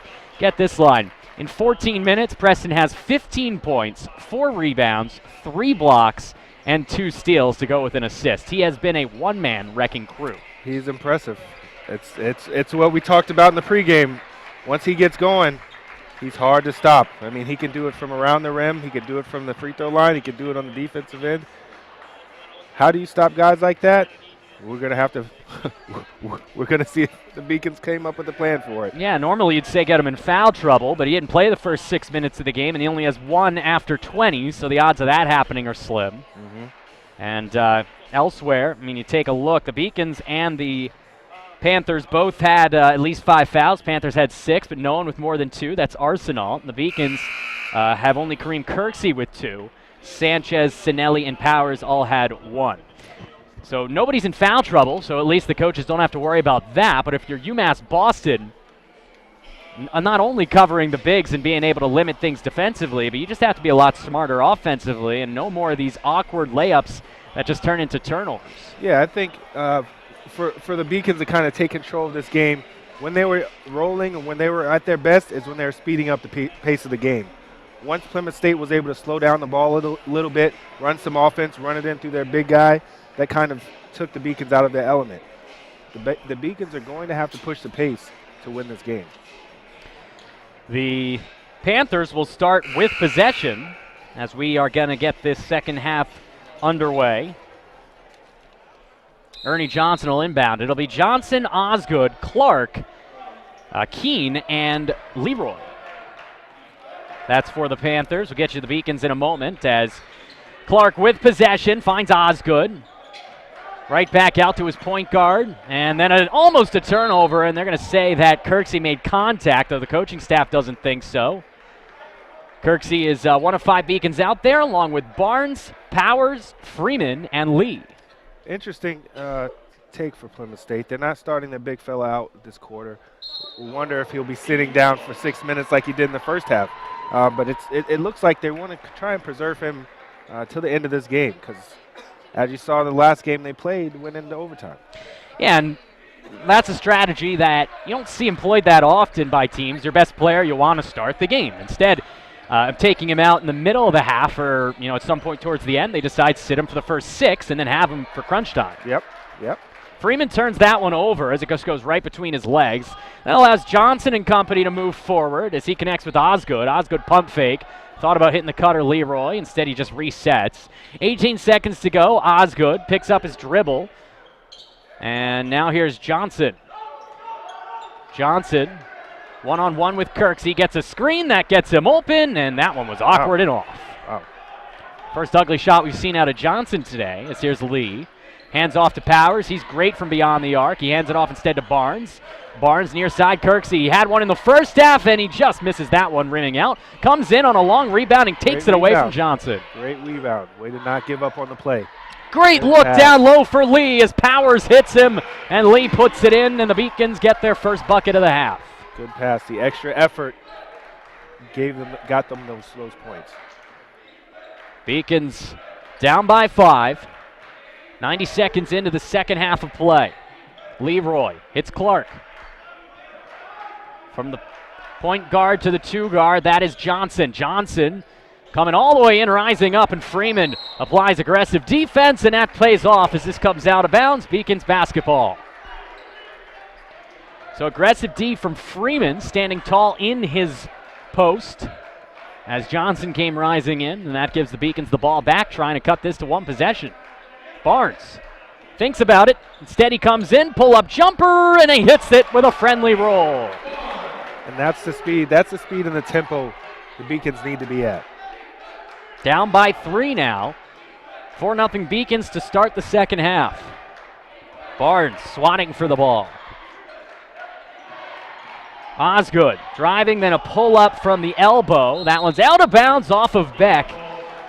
Barnes wanted a loose ball foul, doesn't get it, but the Beacons 3 possessions for Plymouth, 0 points, 3 turnovers. Well, as you see, the Beacons are they're starting to see a couple shots go in now. The defense is starting to turn up a little bit. Now they're starting to get a little bit more aggressive, and that's kind of what they went away from in the first half. 2 minutes and 25 seconds into the second half. Beacons trailed by 7 at the break. They're down by 3. This game will be much lower scoring than last time, barring overtime. As missing off front rim is Freeman. Curtis Arsenault has the board, and he'll bring this one up, connecting with Leroy. Beck goes back to Clark, and they'll set things up with 19 to go on the shot clock. Osgood D'd up by Kirksey. Leroy, pump fake. Thought about going towards Arsenault. It was deflected off Powers. Arsenault, a great no-look feed to Beck, and he rims out. Wow. Great defensive recovery on that. Like you said, O'Dara, a great defensive play, and then a great one-touch feed to Freeman. He can't hit it. We'd like to see Sam take that basket to the rim on that one. You know, I think that was more of a settle jump shot. At the very least, maybe you get to the line. Yep. And now the Beacons down by 3, and bad news waiting, as it looks like Preston's going to be checking in shortly. Here's Arsenault. A lot of size advantage for him on Barnes. Instead, he defers to Leroy. Leroy takes his first 3 of the half way off, and there's a reason why he hasn't taken one yet. Wow, I think you got that one from the... As Clark hoists that one up from the parking lot. Wow, that was interesting strategy they employed there. I don't think that Leroy's hit the rim, but I thought the shot clock had reset. Nonetheless, there's a beautiful layup and in, and just like that, a 6-0 run for UMass Boston, and it's 32-31 with 16:09 to go. So the Beacons down by 7. They've come out 6-0 here in the second half. They haven't looked, particularly excellent offensively, but defensively they look a lot better than they did in the first. Yeah, their defense is causing their offense. Once they've started to settle down a little bit more on defense, they're able to get good offensive possessions. But it's hard to play good offense when you're taking the ball out of the net every time. So we'll see what the strategy is for Preston when he comes back in, because that's going to tell us a lot. It will, and he's expected to come back in right now as the Beacons 6-0 with him on the bench. Plymouth was up by 7 at the half. They decided, much like they did with the first half, they'll sit their best player for the first 5 minutes or so, and doesn't look like they can wait that long. Not even 4 in. Things unraveling for them. The Beacons will make one change. Dason Sinelli in for UMass Boston as he'll replace Barnes. Well, and you started to see once the Beacons started changing that tempo, pushing it to their tempo, it was hard for Plymouth State to keep up. That's not their speed. That's not the kind of game that they want to play. So they're going to have to come back and be who they are and move the ball around, kick it in, get it out, make the defense move on the Beacons end. So Beacons down 1, 32-31. Preston is out there along with Osgood. So the size advantage doubles for these visiting Panthers. Osgood. Leroy thought about going to Preston. It's Arsenault. He'll take it. Pull-up jumper. Nice shot. Great move. Great move. There we go. You see what a difference having Preston in the game already causes. It caused 2 guys to double team him without him having the ball. Absolutely. It's not always what you do with the ball in your hand when you're one of the better players in the conference. Meanwhile, Beacons down 3 yet again. Here's Lee. Thought about looking at Powers. Instead he goes to Dason Sinelli. What a wraparound lay-in, and it looks good and is good. Nice play by Sinelli. Wow, as a freshman, he's grown up pretty fast, and he's done well with all the opportunities that he's been given. So it's good to see for the future of this program. He's got great hair as well, as there's Leroy denying the doubters and drilling a three-pointer as he extends the lead back up to 4. It was a great shot. Now you're starting to see both teams kind of settle into who they are. It's going to be about execution and making the wide open shot. Oh, Sinelli should have gone to Powers. Instead, he gets it taken away by Leroy. Nice little sequence here for Leroy, who just hit a three-pointer and gets the steal. Hands it off to Clark with 14:45 left. Hands it right back to Leroy with Powers pursuing nearby. And now Clark by way of Arsenault. Driving with the left hand, looking for Curtis Arsenault for 3. Not a good shot. Not a good shot. As he hits the side of the backboard. Lee for Powers. Back to Lee. The Beacons will reset offensively. Screen there from Powers. Lee down low. Sinelli almost stepped on the baseline. Instead, with just 10 seconds on the shot clock, it looks like Lee wants this one himself. One-on-one with Osgood. He's got the speed, but can he overcome the size? No, he cannot as it rims out. And the rebound to Arsenal. Do you like that play when he's so outsized? Not really, because it forces the point guard into a tough shot, especially if the guy doesn't take a step back and just crowds him. If he crowds him, you know it's hard for a smaller guard to get it over the top. Not sure how that's not traveling on Jack Preston. Nonetheless, the Beacons get the turnover. And Jason Harris agreed with me.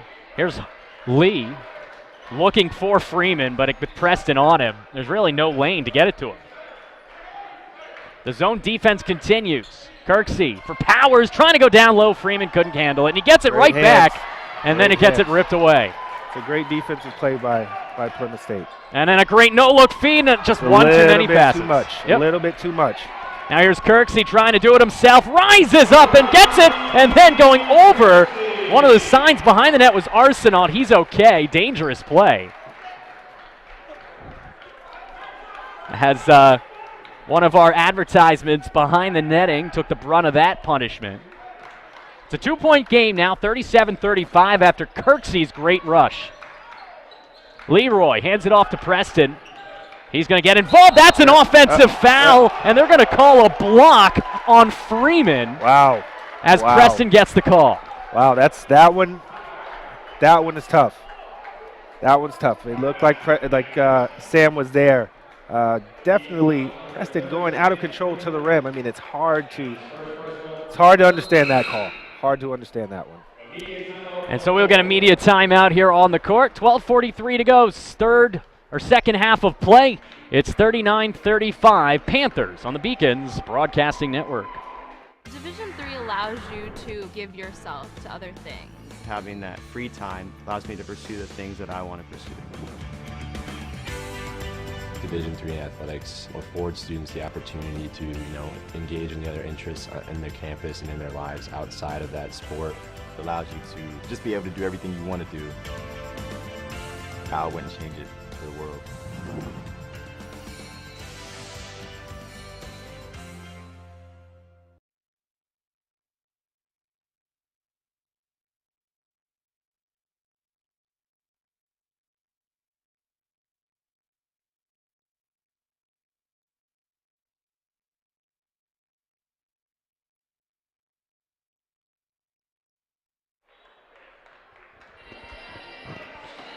Welcome back into the broadcasting booth. Along with Odera Jones, I'm John Skudras. It's 39-35 Panthers of Plymouth State as they are on top of your UMass Boston Beacons here in the second half.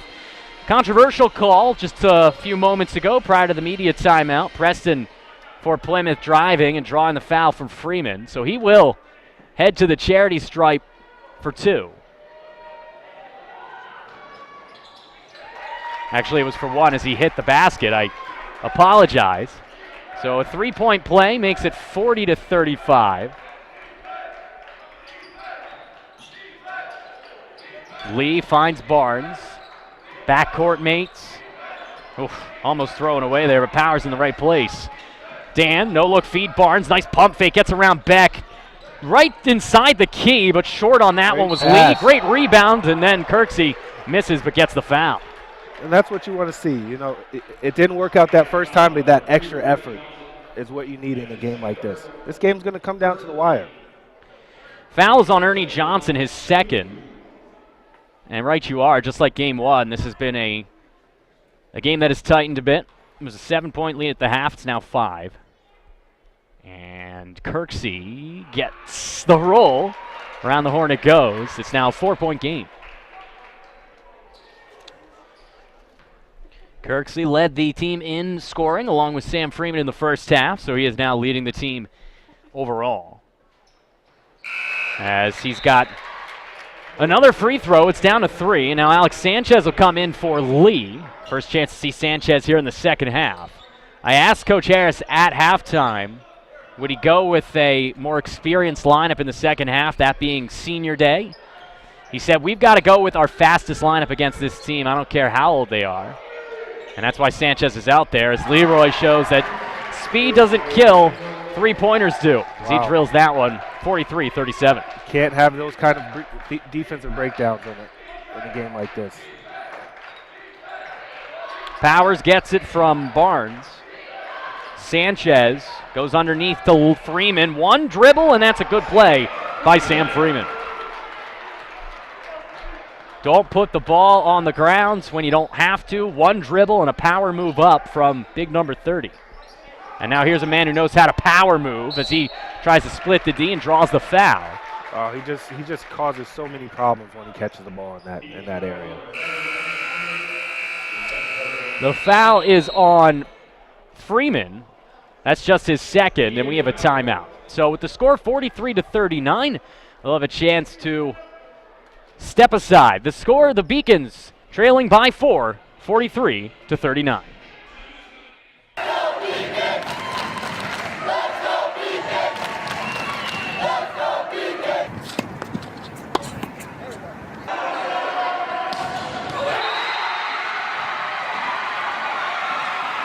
Come on, Jake. As usual, she wins it. A chance in front. Her shot is in the net. Crystal Layden, yet another goal. Please make a gift to the Beacon Athletic Fund today. We want you on our team.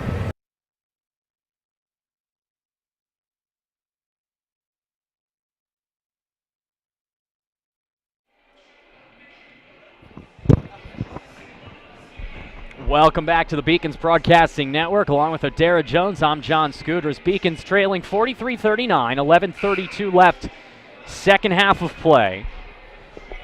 Beacons will try to tie this game up. It's been a while since they were able to do that.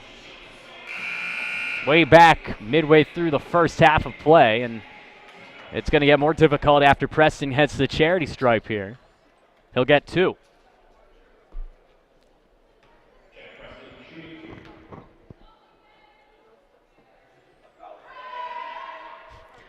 Fans screaming brick, does not succeed as he drills that one. It's 44-39 as Preston continues to excel. He now has 20 points, does Jack Preston, with 11:30 to go. We've seen it go in a couple of times. He stepped up to the line and just confidently sank those free throws. Sanchez running the show offensively, in for Lee. He's out there with Barnes, Kirksey, Freeman, and Powers. Powers gets it, near side for Sanchez. Bounce pass, and we're going to get a traveling violation on Alex Sanchez. So the Beacons, who turned the ball over 13 times in the first 20 minutes of play, were much more efficient with it through the first 8 minutes or so of this one in the second half, but right there, just self-inflicted wounds you can't have. Yeah, it's very difficult to win games when you keep turning the ball over. So far, the Beacons have been their own worst enemy this game. Speaking of own worst enemies, turning that one over is Leroy, and from whence it came, the Panthers hand it right back. As down by 6, the Beacons will get another chance. Sanchez bringing it up. Same lineup out there for UMass. Clark and Leroy are the guards for the Panthers. Beck, Osgood, and Johnson down low for the Panthers, as this one is ripped away. Will we get a jump ball? We do, and there's a break for the Beacons. Wow. As they get possession. Lucky break there, because that was probably not the shot that Coach Harris would have liked to see in that situation. A fadeaway, one-legged jumper. Barnes gets it into Powers. Powers far side for Kirksey. Tries the bounce pass smartly, though, as Preston jumps in front, and then Preston rips it away, but he gets called for the foul, and then emphatically screams at the call. Looked like he did grab Freeman's arm, but obviously wearing blue and Beacon's blue-colored glasses. There is Powers going down low again. Freeman. That's out of bounds off of Sam, and there's another Beacons turnover. It seems like they're just telegraphing these passes. It's very transparent. They're just trying to get it into Freeman, and the defense can tell. Yeah, they're going to have to do something else, moving Sam around, because Plymouth State is doing right now is they're just fronting him with one man and keeping another guy behind him. So here's Leroy bringing it up. Barnes on him. Freeman just took a seat as there's a chance for a layup by Leroy off the mark. Rebound, Powers trying to stretch this pass. What a pass for Barnes, who misses. And the rebound goes to Clark. Gotta hit those layups as here's Beck coming the other way with 10:15 to go. Still a 6-point game. Clark finds Preston, who defers to Beck, and now Johnson down low to Preston, and with Freeman not in there, Preston draws a foul on Powers. Not sure about that one. He's so good at drawing fouls. Just throws his body into people and gets the calls. Yeah, he's just a big human being. You know, he can move people around, and he's so scary because he can step out and take that jumper. So you have to kind of guard him out there as well. But once he gets you on his back, there's no stopping him. 6-point game still as Clark goes far side for Beck. Bounce pass for Curtis Arsenault with Sinelli on him. Goes to Preston, thought about the three, and then gets it taken away. Sinelli gets tripped, and that's a foul on Curtis Arsenault. So Desan Sinelli dive into the court, drawing the foul. And the Beacons, as we have eclipsed the halfway point of this second half, trail by 6, and a substitution as Johnson is in for the Panthers, and Cesar and Lee in for the Beacons. Well, you'd like to see if the Beacons can get something out of this possession, because although Plymouth State hasn't scored in the last couple of minutes, the Beacons haven't scored either. They certainly haven't. This has been a slow-moving last couple of ticks, as you said, and now here is Lee. Far side for Cesar, back to Lee. Nice crossover move, finds Barnes for 3 off the rim. Nice board by Lee, reaching out with the right hand. Big rebound for the Beacons. They haven't been able to cut it down beneath 5. They're down 6 right now, and a bucket would do just that, but Barnes turns it over, and Beck gets possession, and they're going to say backcourt. Yes, he was bumped, brought the ball over and back, and yet another break for Beacon Blue. Wow, the Beacons are going to need to capitalize on one of these turnovers, because it's at the point now where I think that next team that scores could have the possibility of running away with this. 45-39. Beacons down by 6. Lee running the show on offense. He's got Barnes, Powers, Sinelli, and Cesar. Very small lineup for Jason Harris. Cesar finds Barnes with just 8 to go on the shot clock. Sinelli, he might have to find someone to take this. It's Cesar. Barnes from the parking lot, double clutch, not even close, and a shot clock violation on UMass Boston. And that, my friends, is not taking advantage, as you said, O'Dea. Nope. You have to get something out of those turnovers. So the Beacons turn it right back over, and they had a moment or two without Preston in the game. He's back out there along with Arsenault, so mercy me. As the Beacons remain down 6. Feels like it's been that way for 5 or 6 minutes. 39 points. As Beacons' full court pressure continues, here's Clark. Far side for Arsenault. D'd up there by Kirksey. Now they will get it over half court. Osgood tightly defended by Cesar, and a foul on Neal.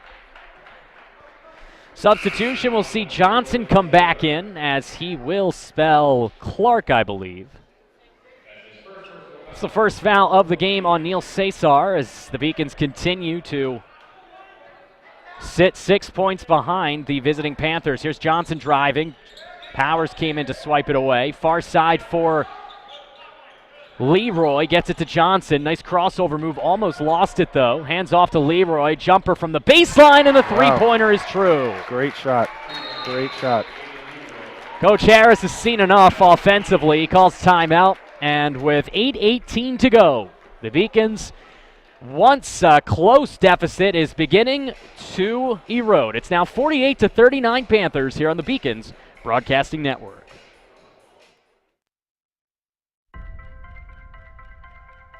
I'm a Division III student athlete, and I know how powerful words can be. The term gay doesn't mean stupid, lame, or less than. So I pledge to speak up if I hear the term gay used in a derogatory way or any other homophobic terms. If you can play in Division III. I'm a Division III student athlete, and my teammates unconditionally accepted me as part of their family. So now I pledge to do the same for others. If you can play in Division III.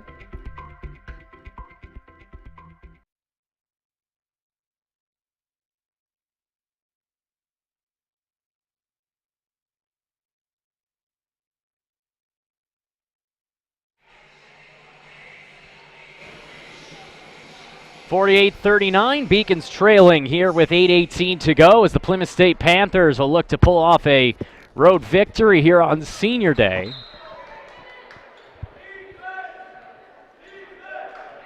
(48-39).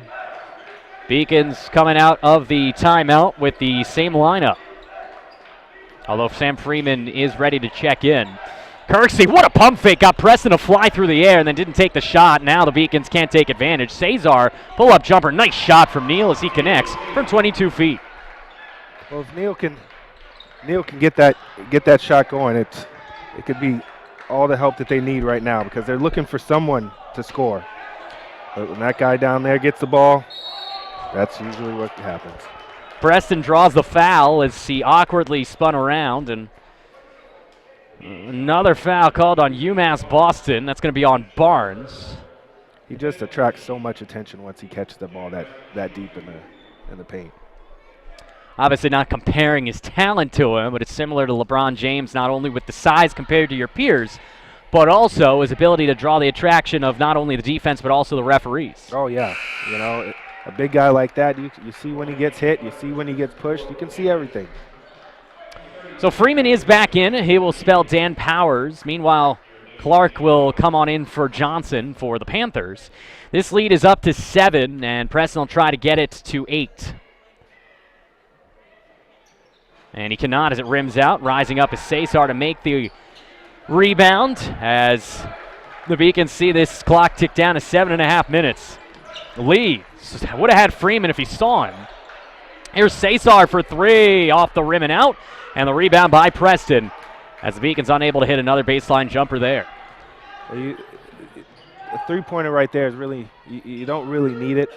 I'd like to see something going to the rim. As you can see, Plymouth State's going to the rim. That has to be a charge. And it is, as the Beacons see Sam Freeman this time get the offensive foul call, as that was Arsenal driving in. Well, think about this. The last time that happened kind of changed the momentum of this game. The Beacons were down by 3 at that point. There's a questionable block foul. Next thing you know, you look up, Beacons are down by, 7? 48-41, 7 and change to go. That was the 4th foul on Arsenault, so he's hit the bench. Johnson back in for him. His team has like a 6 or 7 man rotation. That's about it. As driving in is Kirksey to draw the foul. He will head to the charity stripe for 2. Well, let's see what Plymouth State can do without Arsenault on the floor. He's a huge player for this team. They're going to have to hold on as long as they can before they're able to get him back in the game. So here is Kirksey trying to trim this deficit down to a 2-possession game. Connects on the first. It's 48-42. Couple of substitutions. Sanchez for Lee, as well as Sinelli for Cesar. Still a small lineup, though, with Freeman out there. It's about, other than Powers, that's about all the size you're going to get out of this team, as that one is up and in for Kirksey, cutting this one down to 5. Now you see the Beacons jump into full court pressure. Let's see what it does. You saw the women's team utilize that to a lot of success, and the men do as well, as drawing a traveling violation is Iser Barnes and UMass Boston. So just like that, the Beacons, with a made basket here, can cut this down to a 1-possession game. Say what you will about the Beacons' self-inflicted wounds, but the Panthers have had chance after chance to pull away, and they have not. See, you want to get something better on that possession. You just got them to turn the ball over. You want to make sure you get a good shot and a good score. Here's Clark.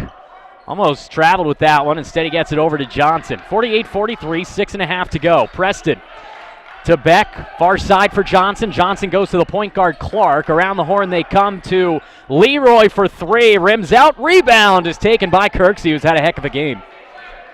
Here's Barnes. Beacons trying to cut it to one possession with a basket. Still plenty of time to go in regulation. 6:10 left. Beacons down 5. Sinelli back towards Lee, and a great play by Clark, as what a play to toe the line and get the turnover.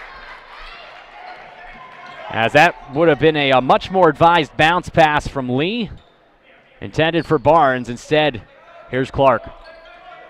There's another bad pass as this one comes by the Panthers. Barnes trying to take advantage, and a foul called on Clark on the floor. Wow. And so the Beacons will have a inbounds, although we are inching closer to the penalty here. One more, and the Beacons should be in it. When you see both teams are really struggling to execute right now, you have a turnover by Plymouth State, and then you get a turnover by the Beacons. It's going to be about execution, especially in the last 5 minutes of this game. The better executing team is going to win this game. Barnes gets it handed off by Freeman and gets tripped. No call. The ref's staring right at it. Instead, here's Sanchez. 5.5 to go, 20 seconds on the shot clock. Barnes, bounce pass, Sinelli almost lost it. Sanchez going to utilize that speed. Instead, Preston comes in and takes it away. One-on-one with Sanchez, and that's not a matchup you want. And if you're going to foul him hard. Yep. He will get the three-point play. If you're going to foul him, make sure he doesn't get the ball up. And that's a freshman who I think will learn over the years how to do that better. Doesn't help that he's about a foot shorter and maybe 100 pounds lighter than Preston. Easily. Look at the disparity between Alex Sanchez and Jack Preston. But right now, Jack Preston, with his team up 7, is going to try to make this an 8-point advantage.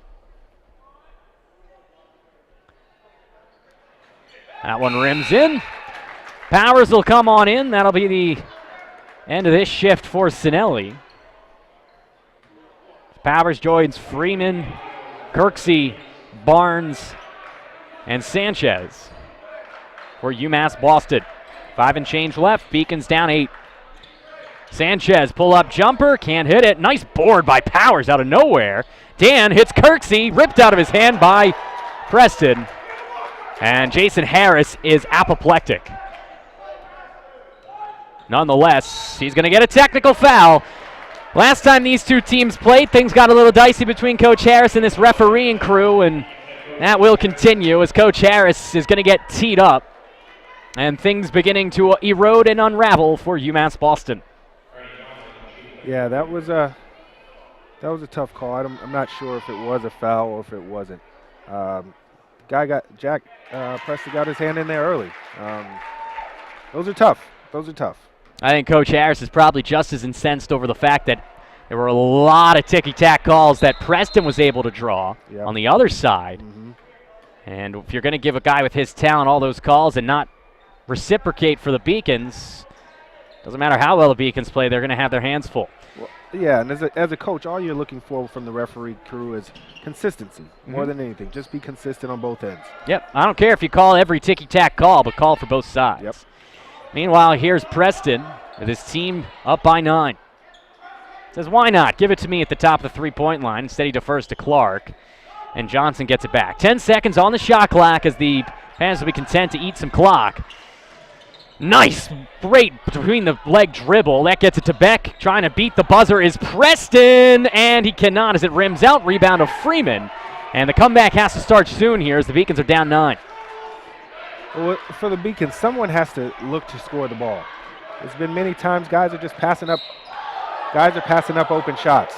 You know, guys got to look to score the ball. Now there's a close call that the Beacons get the advantage on, as Powers will head to the line. So the Beacons will be in the 1-and-1. And you have to hit the front end here to try to start regaining points out of this deficit, as it's not going to get any easier because Osgood will come on in here for Beck. Sinelli will come in for Freeman, actually, as Barnes will get kicked out of the lane. Well, 4 minutes left. There's still a lot of game left, but you're right. You need to start getting some of these free throws, especially with the clock stopped. Makes life a whole lot easier, and then you come back down and get defensive stops. That's what you're hoping for. Powers did make the first, cutting this deficit to 8. And Dan's 2 for 2 here on this trip. So UMass Boston cuts the deficit to 7, and the full court will be employed. But a little hesitation by Johnson, and that's going to allow the Panthers to beat it. Nice bounce pass for Leroy, and Clark will get it right back. Preston D'd up by Powers, hands it off to Osgood from the top of the key, rims out, rebound to Sanchez. 4 minutes remaining here in regulation as Sanchez is fouled, and they're going to say it is on Leroy. His second, and Sanchez goes to the line for a 1-and-1. So now here with 3 minutes 49 seconds, they're in the penalty. The Beacons have a real chance to get back in this game because of fouls like that. Yeah, I mean, again, you have to be aggressive taking it to the basket. If nothing else, you'll at least probably draw a foul. Jumpers do you no good. You want to stop that clock, get a chance to get free throws. 3:49 left. Beacons down 52-45. They trailed 32-25 at the half. 20-20 the score in the second half through 16 minutes and 11 seconds. Beacons will try to start really just building on what they've been doing. Unfortunately, they take 2 steps back, they take another, 2 steps forward, they take another step back, and that's been the case throughout the majority of this game. I think the Beacons has been hamstrung this game just by the simple fact that they haven't been able to convert off of their turnover opportunities. Plymouth State will come down, they turned it over 2 or 3 times, and the Beacons weren't able to do anything with that. Beacons see what lineup they send out. They took Sam Freeman out about a minute ago. He's not in foul trouble, but should probably giving him a rest. See if they decide to bring their big man back because Osgood and Preston are out there. At least they were, and they will remain out there for the Panthers. And they will not bring Freeman out. They'll keep the same lineup. Powers, Barnes, Zanelli, as well as the shooter Sanchez and Kirksey. Same lineup for the visiting Panthers. Clark, Johnson, Leroy, Osgood, and Preston. First from the line for Sanchez, and he can't hit it. It's a big miss on the front end of a 1-and-1. Yeah, I mean, you get one of those, you get 2 of those, you're talking about a different game. That's almost a foul. Instead, Preston's going to slam this one right in the face of the UMass Boston faithful, and that was easier than it comes, really, for Jack Preston. Oh, yeah. Here's Powers now for 3. Has not hit one yet, and he won't hit it there as it rims out. The Beacons do get the offensive board. Largest deficit since the first half. It's 9. That one's not going to hit as it rims out. And a great offensive put back there by Powers to cut it back to 7. Again, there's still 3:15. There's still a lot of game left to be played. There absolutely is. Beacons just have to start getting smart shots, and if they do get to the line, hit them. And play smart D and don't commit any fouls because they're also in the penalty. Yep. Preston, far side, back on the top of the three-point line, back near side for Johnson. Johnson thought about it. Said he'll go underneath. What a cut from Osgood. No one was home and no one saw him. The freshman got caught sleeping that time, ball watching, and missed the guy cutting right in front of him. Powers, pump fake with Leroy on him. Drives, tries to go down low. Sinelli, nice pass, and a nice catch by Sinelli as he puts it in. So it's 7 points with Freeman waiting to check in. Beacons applying the full court pressure. Clark is just suffocated there by Sanchez, but he does a good job of getting through it. Now Leroy's wide open, but he'll slow things down smartly. Smart play, smart play. He had the temptation to try and go get an easy basket, but you know what? You're in the lead. Time and possession. Clark has it, got by Sanchez, nowhere to go with it. Johnson with 5 seconds on the shot clock. He might have to take it. He does, and he rims out, and then Osgood's got so much size, he gets it, and they're going to say he stepped on the line before he could call that timeout. So now exactly 2 minutes to go. Sam Freeman is back in the game, as is Beck for Osgood for the Panthers. 7-point game, 120 seconds. It's got to start on this possession. Yeah, they're going to need it on this possession. It would be nice to see them go towards the rim. Go to the rim on this one. Worst comes to worst. Yeah, worst comes to worst. You get to the line. Maybe turn it into a 3-point play. Yep. Sanchez thinking just that, goes right through and misses the layup. That's tough. That's tough. That's the shot that you want. You want a guy at this stage of the game going for a layup, you know. Did everything but finish. Yep. As Leroy, nice crossover. And they're just going to slow things up. Allow to get to Preston, who spins like LeBron and gets fouled by Freeman. And with 96 seconds to go, a couple of free throws here, and the Beacons' hopes can quickly be dimmed. It's the third foul on Freeman. No substitutions, at least on the front end here. No one showing up in front of the scorer's table. As here's Preston. He's been to the line a lot today. He misses on the front rim on that one. Well, that still gives the Beacons some life here. But they need a quick score. They need a quick score on this possession. He misses both, does Preston, so the lead remains 7. Powers can shoot. We'll see if he decides to try to let loose. Instead, he sends it far side for Sanchez. Crossover to Powers. He'll take the 3. Rims out. Rebound to Preston. And with 1:20 to go, that's a big offensive rebound by Jack Preston and the foul on Sanchez. So if the Beacons do indeed go on to lose this game, it'll be a game that they'll look back and say they really have no one to blame but themselves. They turn the ball over way too much, especially early. And I think you hinted on it. They took too many shots from beyond the arc. They didn't go down low nearly enough as they needed to do. Yeah, and I think it's one of those games, you know, that they had too many of those streaks where they just weren't scoring. Too many droughts. Too many scoring droughts, you know. Nice play by Johnson to spin around Barnes, and then they eventually do foul Johnson with 1:07 left, so Ernie will head to the line for 2. With his team up by 7, we'll get a couple more substitutions, though they're the usual suspects for both these teams, Arsenault and Osgood for the Panthers, and looks like Neil Cesar will come on back in for the Beacons. That one is up and good. And that'll make it a 8-point game.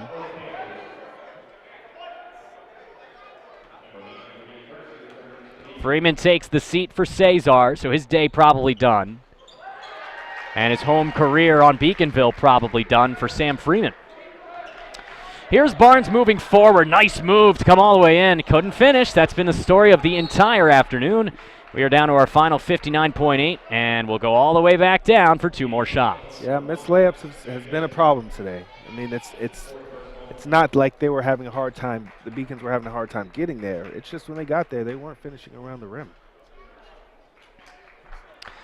That's the 4th foul on Sanchez, as Clark will be taking 2 here.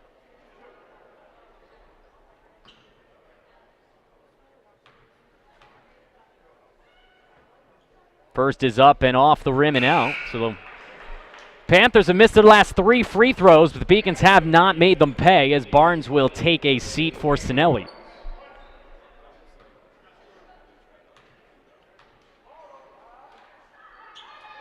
And the second is true, so Clark gets this lead up to its largest of the day. With just 59.8 to go, they have reached that point. First double-digit lead, it's 59-49. Nice look down low, and it's intercepted as Powers wanted a foul, doesn't get it. And there's a kick ball. And they may just call a foul on UMass Boston, and they will. No, they're going to call a timeout, actually. So with 50 seconds to go, we will have a stoppage in play. And the Beacons down by 10. Not sure you really have too much up in the playbook for this. No, it's about the point of just getting those guys to finish off strong. You know, it's you would like the seniors to go out better, but now that we see that this is probably out of reach, finish strong. You know, luckily this is not the last game of the season. There's still 2 more games to play, so this tournament situation for the Little East Conference is very fluid. Beacons will just have a couple of more road affairs left before they do head into that tournament, beginning the week after this one coming up. And there's an inbound pass to Arsenault, and they do foul. See if that's the last one that Coach Harris decides to employ with just 48 seconds to go, and the Beacons already down 10. It's the third foul on Kirksey, and Barnes and Freeman are coming back in. So Sam will get one more taste of Beaconville blue here on the court. 48.7 to go. Arsenal's first is true. And that is now the largest lead at 11.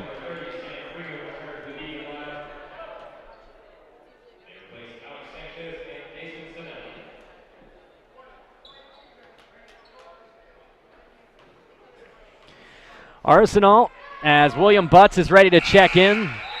The final remaining senior. He played the first minute or so of this game, took a three-point attempt, and now he's in for Dan Powers. Another player who's going to take a seat here, and it's good to see Butts get in there here, get some time. Oh, yeah, you know, Will works just as hard as anybody out on that court. And there's Sam Freeman drilling a three-pointer, and that cuts the deficit down to 9 with 37.8 to go. Timeout, UMass Boston. Well, it's never over until it's over, they say. Still, obviously, a lot would have to occur, but good to see Sam getting that three-pointer here in his final home game. Yeah, I guess he said, you know what, Coach, I'm a senior, this is my final home game, I'm hoisting one up. That he did. Why not? At this point, game is pretty much in the books, and well, unless you have Tracy McGrady out there to make 12 points in 23 seconds, but the Beacons know that these players are never going to be on this court again for a regular season game, and that's an opportunity for them just to enjoy this moment. Yep. And these guys that are seniors, they did a lot for the team this year. A lot of it was mentoring some of these young guys, so the foundation is laid pretty well, and it's started by the seniors from this class. Johnson is fouled from behind by Barnes with 31.6 seconds to go, and the lead 9. So really the Beacons would need Johnson to miss these to keep it a 3-possession game and allow them to at least try to get back in this one. He makes one of them, and it pretty much erases any doubt as he connects on the first one. No problem for Ernie Johnson, and that bludgeons the Beacons back to a 10-point deficit. And now we'll get a couple of new faces in here, late here in the season and late here in the game for UMass Boston. As coming on in, it's going to be Jean-Pierre as well as Mohamed Gabor. So Mohamed Gabor, the freshman guard, and Jean-Pierre, the 5'10 freshman guard, is coming on in as Barnes, and that was awkward, and that'll just about do it as Iser lowers his head to the ground, seeming resolved and resolute to a defeat. That was not a great effort. No, that was an awkward-looking shot. It looked like it was an injury waiting to happen. So I'm guessing that Coach Harris is probably getting him out of the game. Looks like it. Yeah, it looks like it. A couple more players ready to sub in. As that one rims in for Johnson. Sanchez is in for UMass Boston. Joining him on the court, Maurice McGrath.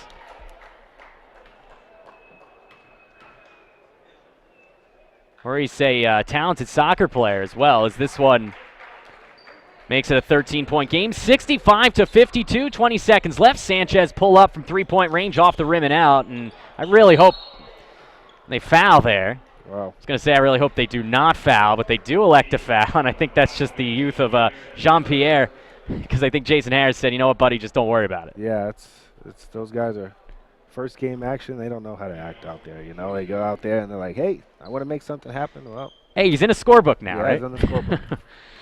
He registered, he got the minutes played, now he's got a foul. So that one is up and in from Johnson. And for Ernie Johnson, he's padding his stats late here. He's been in the charity stripe about 4 times here in the final 2 minutes. Wow. A little stat padding here for 2 and Green as he connects on the second. In a game that really, for the majority of it, was between 8 points and 5 points. Really just a 3-point swing for, I'd have to say, at least half the game. It's going to end up being more of a blowout than it really was. Yeah, and the Beacons just couldn't get that one score to get them over the hump, and I think that was the as Butts will miss from three-point range. He was hoping. Yeah, hoping for that one. Hoping for that senior magic was Will Butts. So that will do it. The final score, 67-52. The Plymouth State Panthers ruin senior day for the men's basketball team here today. When we come back, we'll have an interview with Coach Harris, see what he thinks about the team's performance today and the post-game show right here on the Beacons Broadcasting Network. UMass Boston is my first choice because of the incredible theater department. Because it has an excellent honors college. Because here I get to interact with professors one-on-one. Because I'm not going to be crazy in debt when I graduate. Because at UMass Boston, I've met professors who have changed my life. My first choice. My first choice. My first choice. My first choice. Make the University of Massachusetts Boston your first choice. Visit umb.edu/first choice.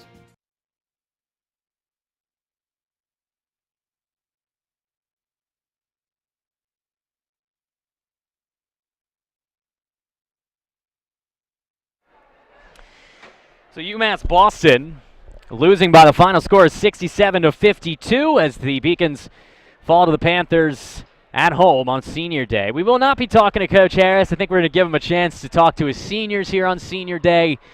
Really just reflect on the past 4 years that was for those 6 athletes who will no longer be playing here on Beaconville. So again, the final score is 67-52. Our player of the game, no surprise, should be Jack Preston. Over 20 points, filled the stat sheet. That is our player of the game for the visiting Panthers of Plymouth State. And of course, for the Beacons offensively, Sam Freeman put together a solid performance. Ty Lee also had a very good day playmaking-wise as he contributed with 4 assists. But in the end, UMass just turned the ball over way too much. They did not shoot well at all in the first half. It didn't get a whole lot better at all in the second half. And things began to and continued to erode through this 40-minute affair from Beaconville. So the Beacons falling 67-52 as they go down here on senior day to the Plymouth State Panthers. I want to thank everyone involved in the broadcast here. A doubleheader, a long day here on Beaconville for all those student athletes that helped me out. As always, our producer is Seth Orensky, our directors, Elizabeth Glavin and Rachel Maslak. Mac Hoakley was on instant replay. Our camera operators, Gigi Braga and Carly Robinson.